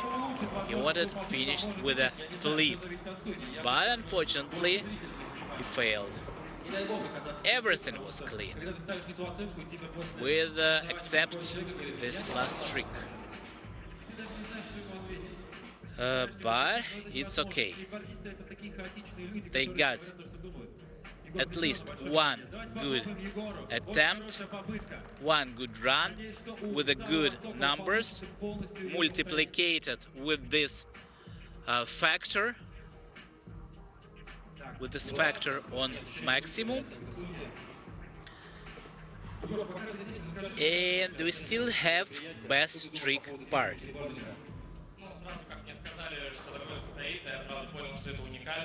Yeah, and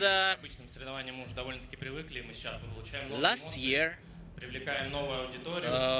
Igor and his team, New Kids Turbo, were the winners in summer digital games, where they tried this format for the first time. 43 for the second run. Now your turn, Sava. Oh, look this brick.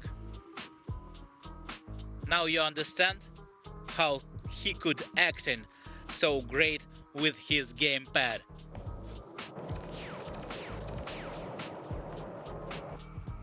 Okay.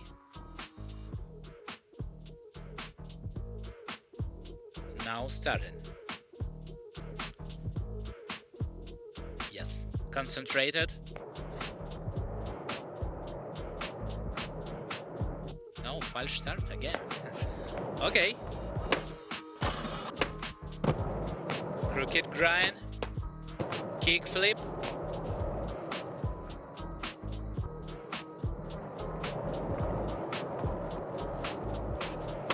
The next tail slide.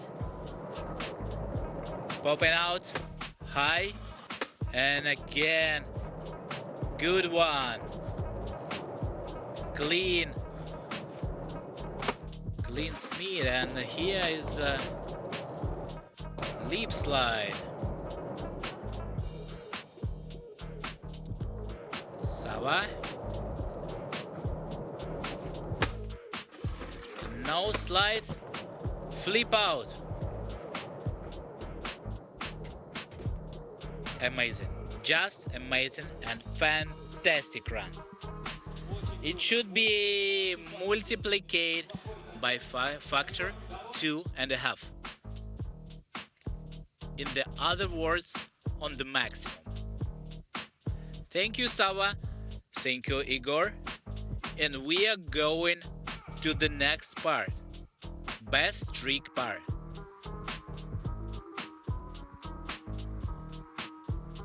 We see the replay.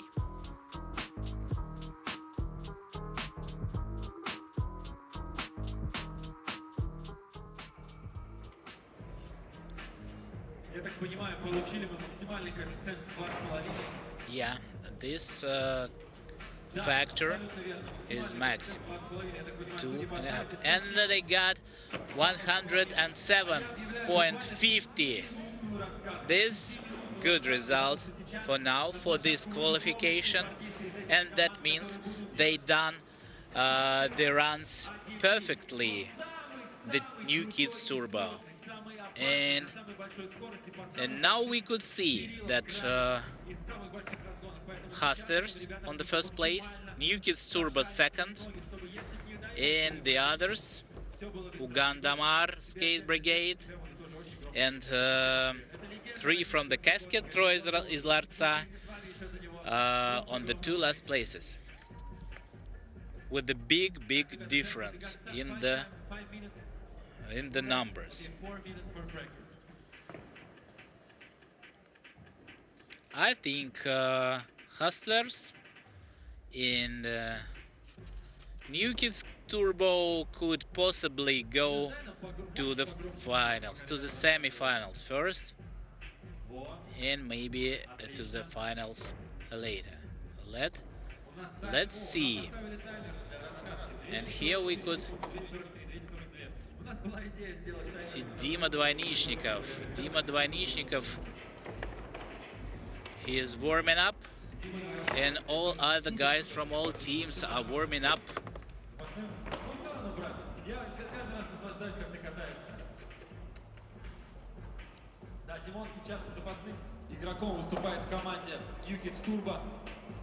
Yeah, Dmitry from New Kids Turbo, also Dmitry Dvaynichnikov.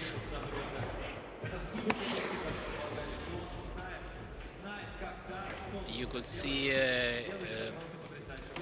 him on your screens here with this logo, with this blue t-shirt. He is also from the New Kids Turbo, but he's in kind of reserve skater. If someone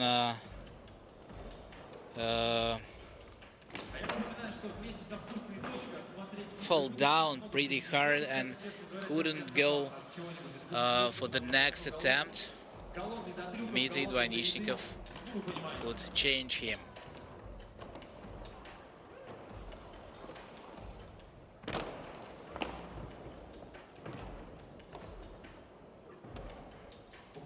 Now everybody ready for the next part, technical part, best tricks part.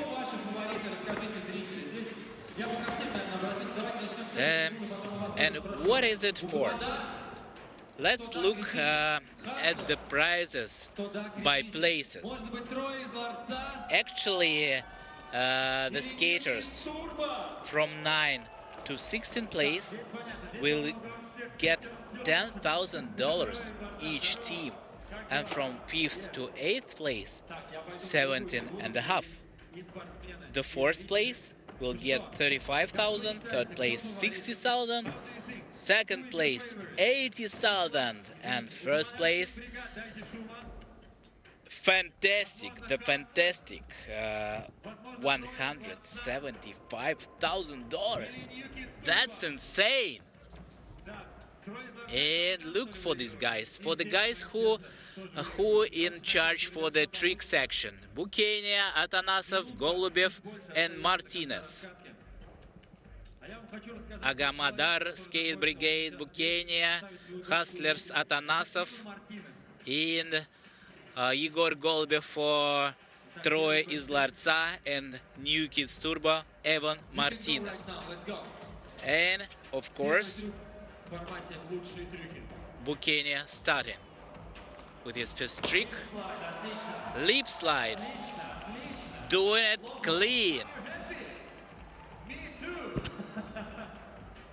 And by the way, the multiplication factor for this part is not that high. It's not 2.5, but now it's 1.5 in this technical tricks part.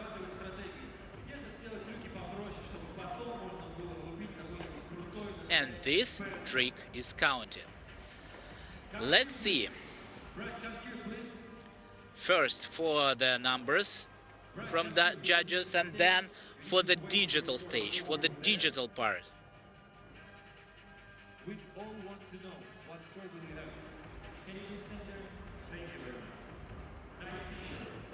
Okay. Judges, what are you thinking of this run? 28 28.33. 28.33. Хороший результат. Давайте посмотрим. Not too bad. Not too bad. Now digital.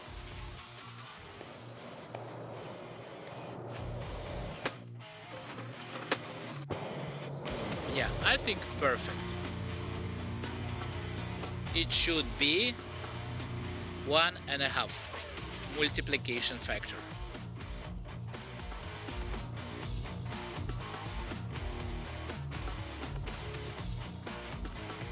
Yeah, that's right. Congratulations, MADZINZA.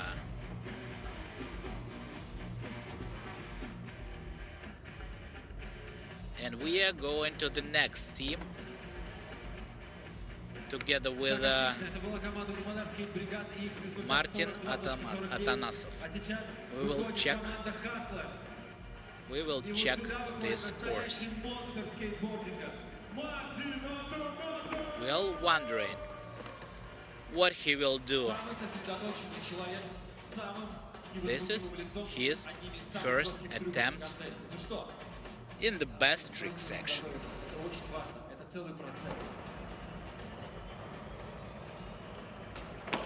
270 on the lip slide. Unfortunately, he failed and got 0. If the skater failed, then this is no digital part, because we don't know what to multiplicate.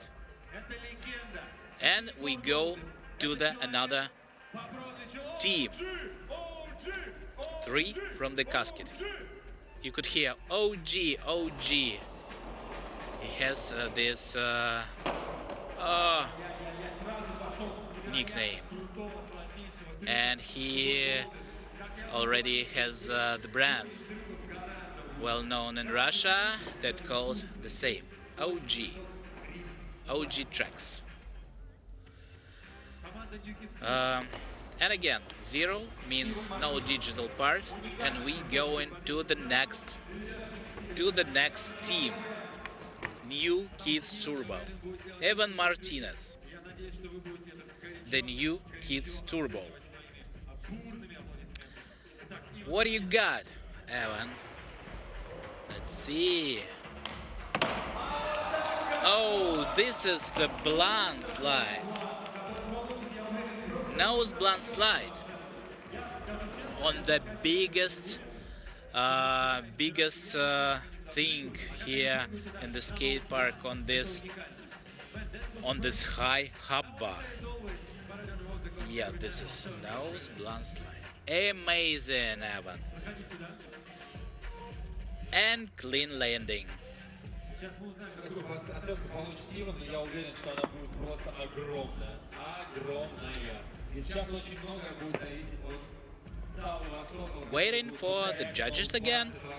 It should be the big score because of the complicated trick and the big obstacle, big hopper.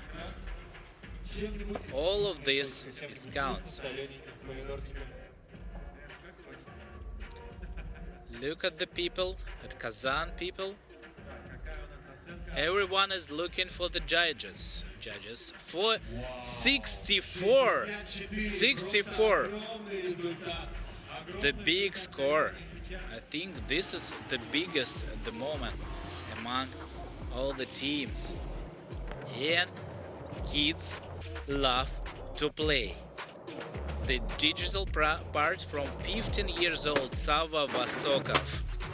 Yeah, nose blunt slide. Easy. Congratulations, New Kids Turbo team. This is good result. Factor is 1.5 maximum in this part.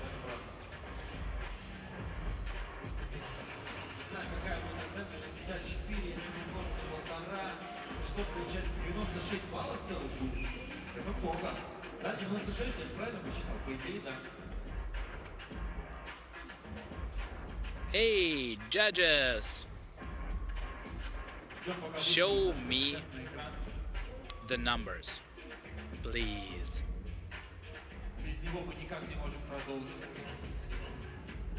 Ждем замечательное число 96, которое обрадует все наши глаза. It should be a nice points. Yeah, 96. 96, the result of the first attempt of New Kids Turbo. And we getting back to the Uganda and Madagascar team. Ugamadar Skate Brigade. Brian Bukenia. The second attempt, the second trick.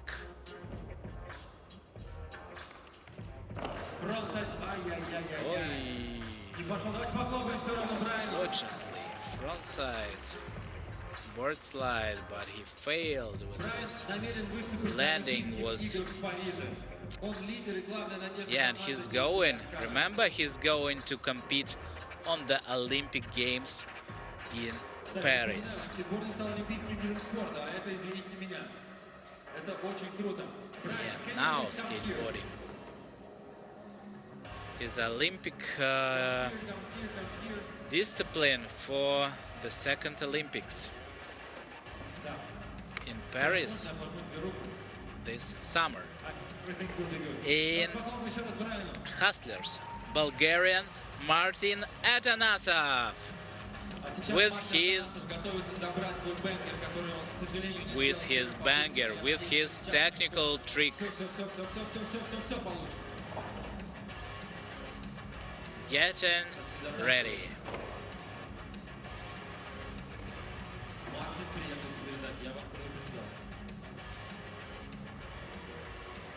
The first trick, remember, was 0. He failed on his favorite backside 270. And now it's clean. Yeah, that's good job. That's amazing trick.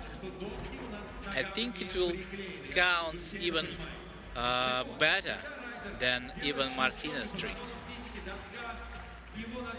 Sending hearts and says thank you for all the audience. No, by the way, it's clean.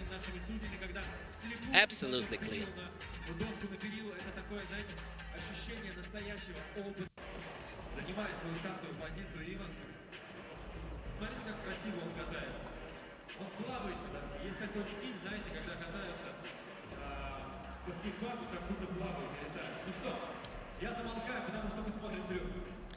Let's see what he's got. Tail slide to fakie. Evan Martinez. This is clean. New Kids Turbo.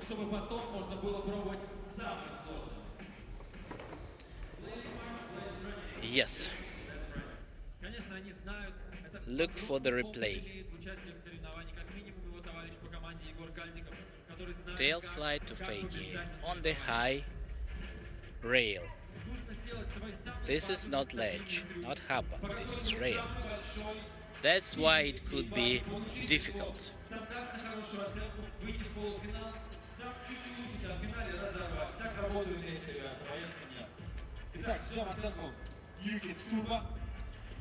New Kids Turbo.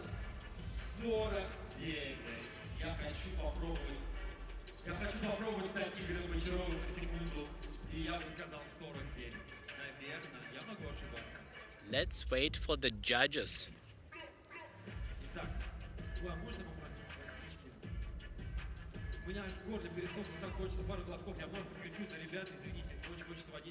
Look at all these young kids and the audience here on the Kazan Expo on the Future Games 2024. Evan Martinez. He's still waiting for his result. 40 and 33.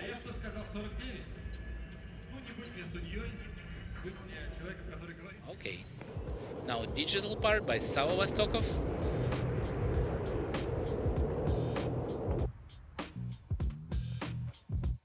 Yeah.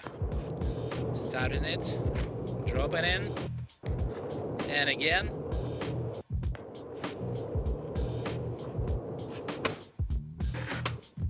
Yeah, that's clean. Popping out, pretty clean, and landing. Absolutely great.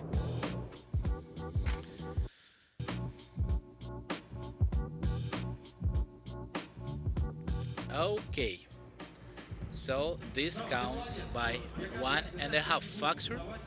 That means that this could be 60.5 or something.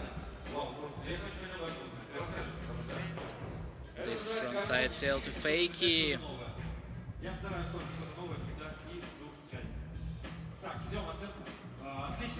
Yeah, that's it. That's it, and this is the 4th run for all the teams. Now we're getting to the 5th in Ugamadar Skate Brigade again.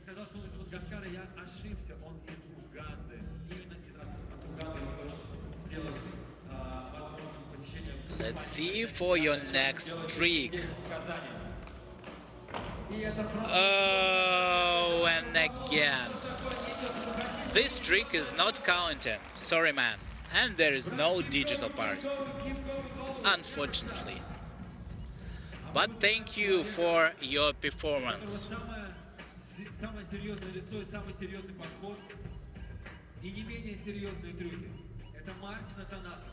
And Martin Atanasov from Bulgaria, the next. And the Hustlers team.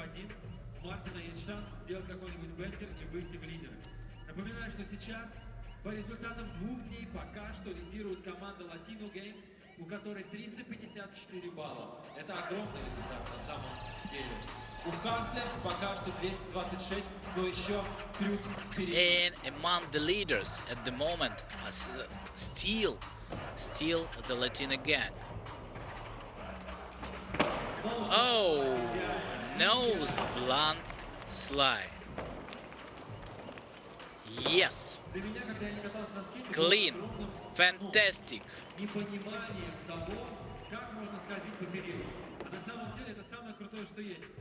Look at it. Just look at this landing. Wow. Thank you, Martin, for this trick.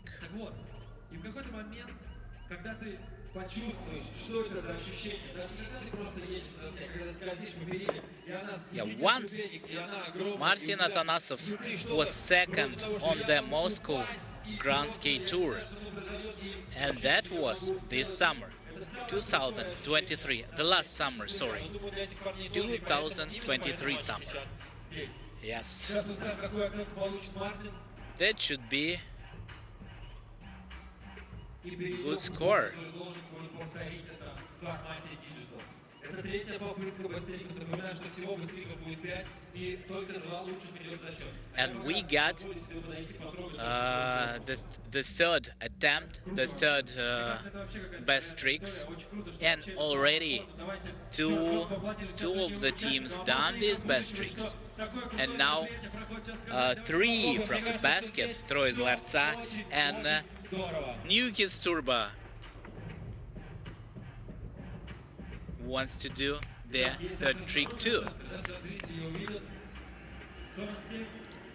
47-33 for this run 5. And of course, this score will be multiplied because kids loves to play. And they're doing it perfect, clean. 14 years old, Bob Claire. Yeah, saying that so much stress here, sitting on this chair. Maybe. Oh, 70 and 98. Great score. Thank you, guys. Thank you, hustlers. And next, the third attempt over Yegor Golubev. Егор Голубев, который сейчас должен сделать свой трюк, а Маркел должен его повторить. Сейчас очень многое зависит от этих двух парней. Дайте шум. Okay, what you Я got? говорил, что этот человек питается What you got, Igor? вашей позитивной энергией. Nolly. Nolly flip to front board. Егор, все получится. Это And твой бэмпер, это твой unfortunately, гоу-ту-трик. Я уверен, что все будет. А мы снова it's переходим bail к фаворитам. and count 0. Sorry, man. Я буду называть их фаворитами. This is 0 and no digital part. И это Иван Мартинес. Советую The fourth, сделать с Савой. New Kids Turbo, getting ready for the third trick. Я могу повторить все, что угодно. Иван сказал, я буду делать тогда все, что я хочу.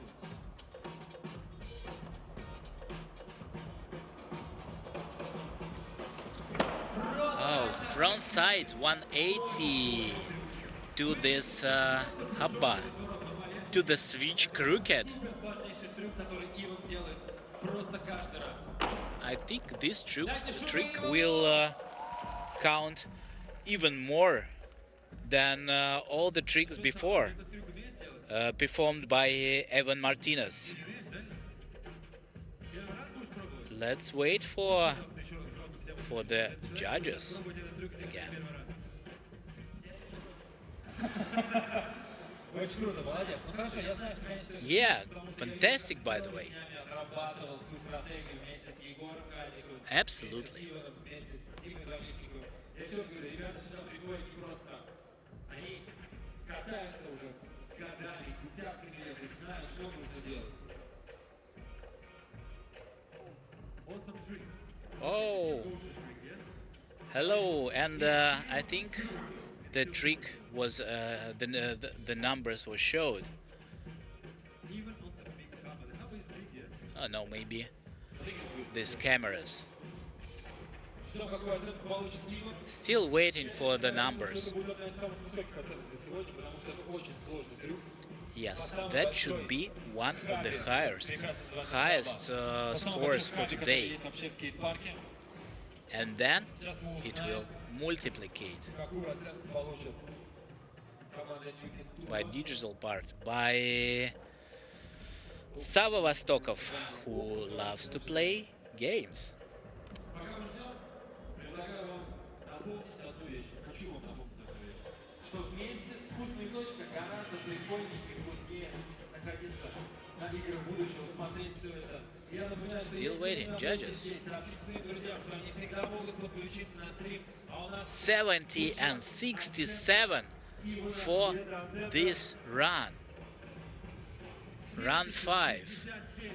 Crazy, absolutely crazy, these numbers. Sava? Yeah, easy. Like nothing. Yes, Sava.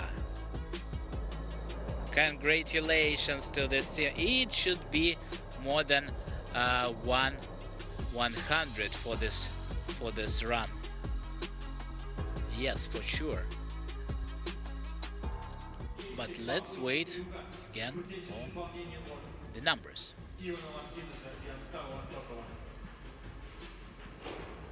Так вот, если вы I think Sava Vostokov has no stress at all.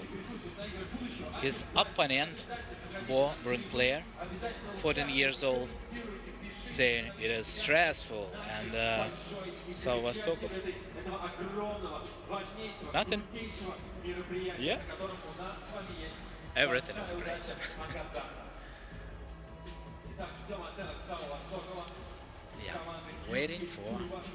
Yeah, waiting for the big, score actually. Expecting this big score. 106 for the 5th run for the new kids Turbo, Sal Vostokov and Ivan Martinez.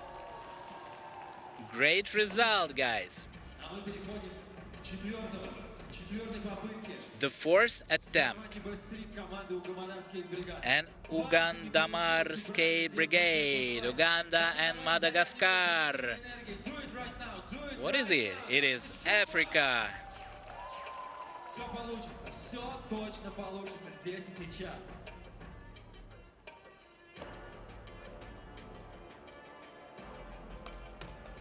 Up. Oh, no. Too close, so close. He almost landed it.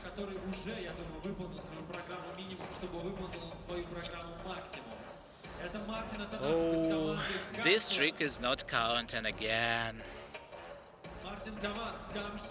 Skate Brigade, sorry, no digital part. And Martin Atanasov on your screens. And Brun player in front of the computer and gamepad. 14 years old.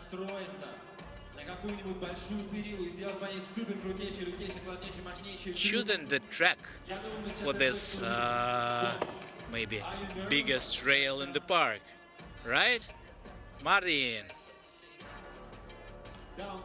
Yes.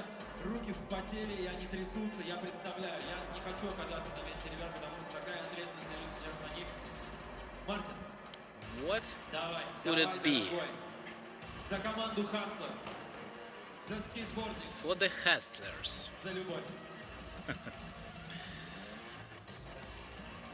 The commentator Kazan says, for the Hustlers, for the skateboarding, for the love. Do this trick, please. No.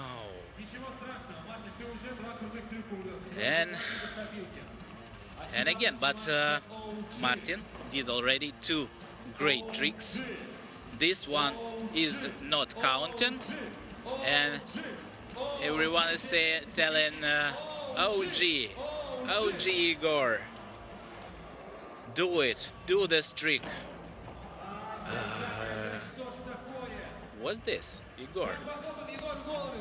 Igor is super experienced rider. He's a double champion of Russia and the winner of multiple contests here. What happened? What? Again, 0, no digital part, and we go into New Kids Turbo.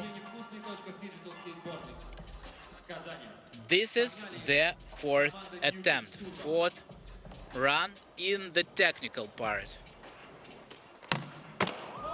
Oh, yeah. Nollie big spin to the lip. And again, this should be the biggest result for this technical part. He won from himself. You remember, in 3rd try in this technical part, he got 70-67. Before 60-49, and now 74. Amazing. And of course, Sal Vostokov will do his best to maximize the score. Yes.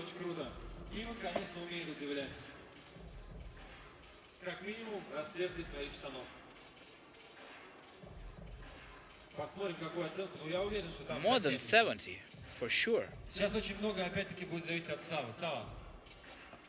And of course, Sava. Успокой свои пальчики. Успокой свои ручки. Кубик тебе в помощь.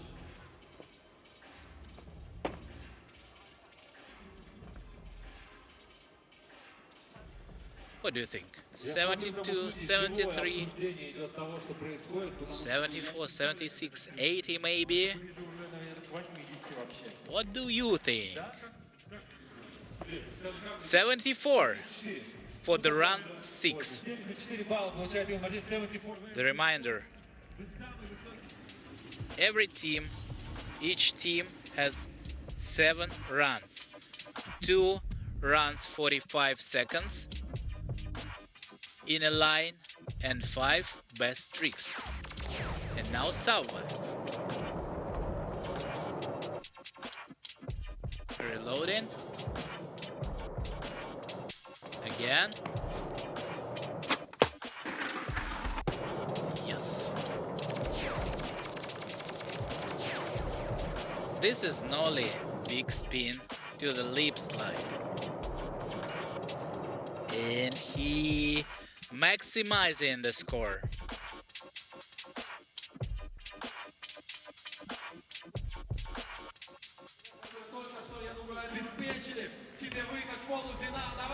Wow, 111. Congrats. This is the team, right? And now this is the final run.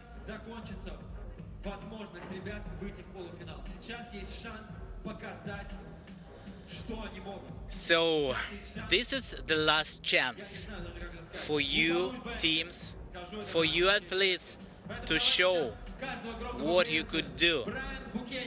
This is the chance to go to the next, to the semifinals. And here we got 50-50, only to 50-50.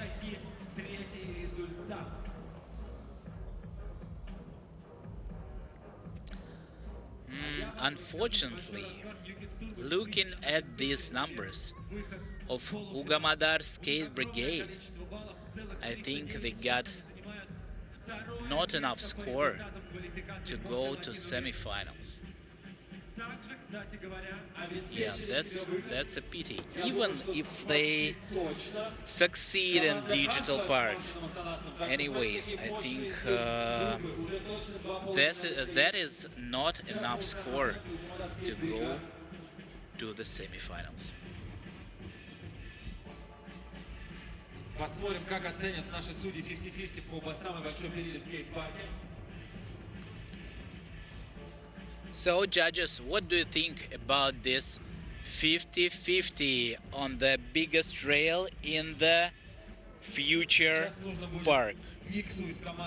The park of future. The airport of future. The handrail in this airport. What do you think, judges? Brian Buchanan got 24 and 33 for the handrail and 50-50 on it. And digital part.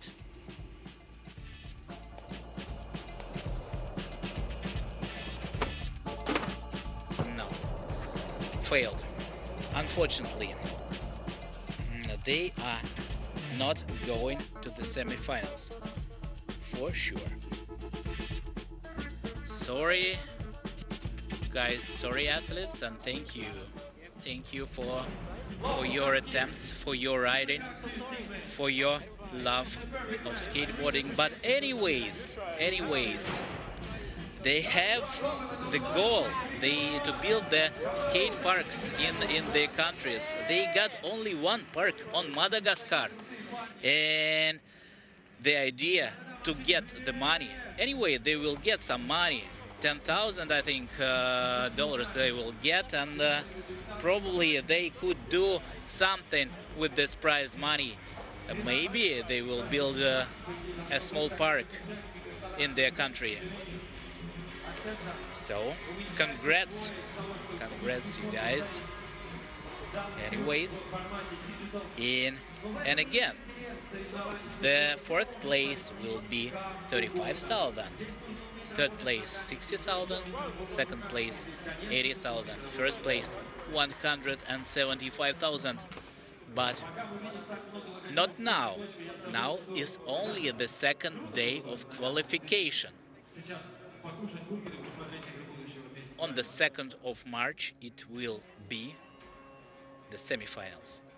And we will watch it. And we are welcoming here in this future airport, the skate park of future, the hustlers.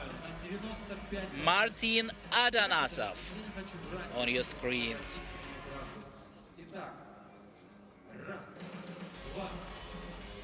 And his last trick. Yeah, the hustlers in the semifinals for sure. So this trick, it doesn't matter if he landed or not. But anyway, the hustlers, according to their numbers, the big numbers, are already in the semifinals. But Martin wants to do this trick, and he's saying to his teammate in the computer which trick he wanna perform. He wants to do this. He wants to do the show.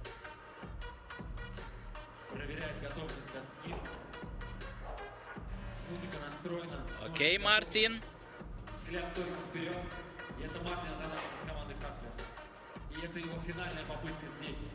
Final run here in qualification. Martin. Dropping in. Again, this big rail, and he wants to do 270, little blunt slide, but fail. It's very serious trick, sending hearts to the audience, sending hello, sending thanks to everyone. The trick is so hard, but really respect. Respect, Martin. Пришел сюда, чтобы доминировать. Я вам скажу, что сейчас я верю, что этот человек разорвет этот скейт-парк. Дайте ему шум, это Егор Голубев. Let's see. Oh, Егор Голубев attempt. And he did this trick. Nollie backside flip. Nollie backside flip. To the lip slide. Yeah. That's the serious one of the most serious tricks here, and even on the 2 days qualification. I don't know if this is enough to go to the semifinals, because all the tricks before, all the numbers were too low for the get into the semifinals. I don't know.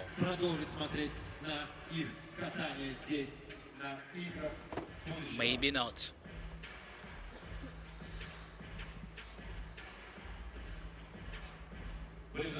If he performed one more difficult trick, that could be enough, but we could see here the third attempt 0, fourth attempt 0, the second run.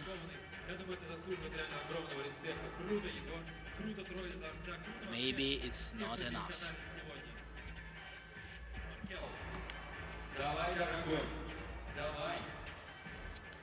And Markel Andronov will do this digital part.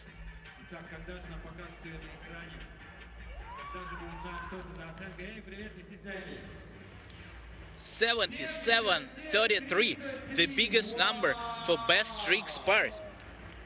Yeah, this is the biggest number.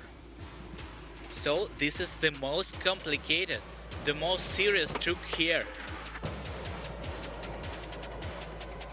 Yeah, and this is this trick is done. And it maximizes the numbers. But even this, I don't know if could help to the guys go to the semi-finals. It is 58 and 6.6 for the second attempt, and then the first best streak 0 points, the second best streak only 28, third attempt 0, fourth best streak 0, and only fifth is highly ranked. I think, but it's all about competition. What will judges say on this?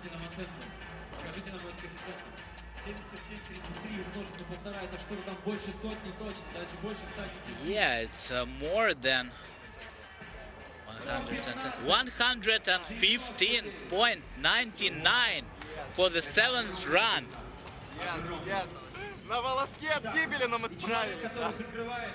Okay, and then the last one, Yuki's Turbo. I think it doesn't matter if he lands this streak or not, but he is in the semi-finals, and we will see this team on the 2nd of March. Let's see. No, nothing, but it doesn't matter. 0. And we are switching to another event, to the studio, and goodbye all the action sport lovers. Let's go to the studio. Bye. Далеко не уходите ни за что, потому что впереди еще вторая квалификационная группа, где мы будем пытаться выяснить, кто же все-таки сможет побороться за приз в нашем замечательнейшем мероприятии «Игры будущего». Всем большое спасибо! Well, that was another great day of action, wasn't it, at the Games of the Future. And as we move rapidly towards the weekend, it's the deciding stages of so many different sports to I know, tomorrow particularly I'm looking forward to. The quarterfinals of the football, look, it's on the screen there. We've got some great games. They're very difficult to call, aren't they? FC Lokomotiv against the Chinese team there. GZ and Phoenix also from Russia against R10 from Brazil. Penarol from Uruguay against Team CMR, they're from Cameroon. And then lastly, Quetzales from Mexico against the Chile side there. I mean, mouth-watering. I really find it hard to pick winners in those ties. You've got Latin sides staying away from each other for the main part, except for the last match there. I've been impressed with so many of those squads. When you look at Peñarol, the Uruguayan giant, that massive club, you look at the likes of R10 team and Ronaldinho, and it's just so hard to call, but it was always going to be when you come into the last 8. Absolutely. As you always say, the cream rises, and they're all there right now. And also, we shouldn't forget tomorrow, it's the Mobile Legends Bang Bang. I love saying that. It's the semi-finals tomorrow. And also, we'll have a champion crowned in the speedrunning, and perhaps a world record too. You never know. So we hope to see you then. Bye for now.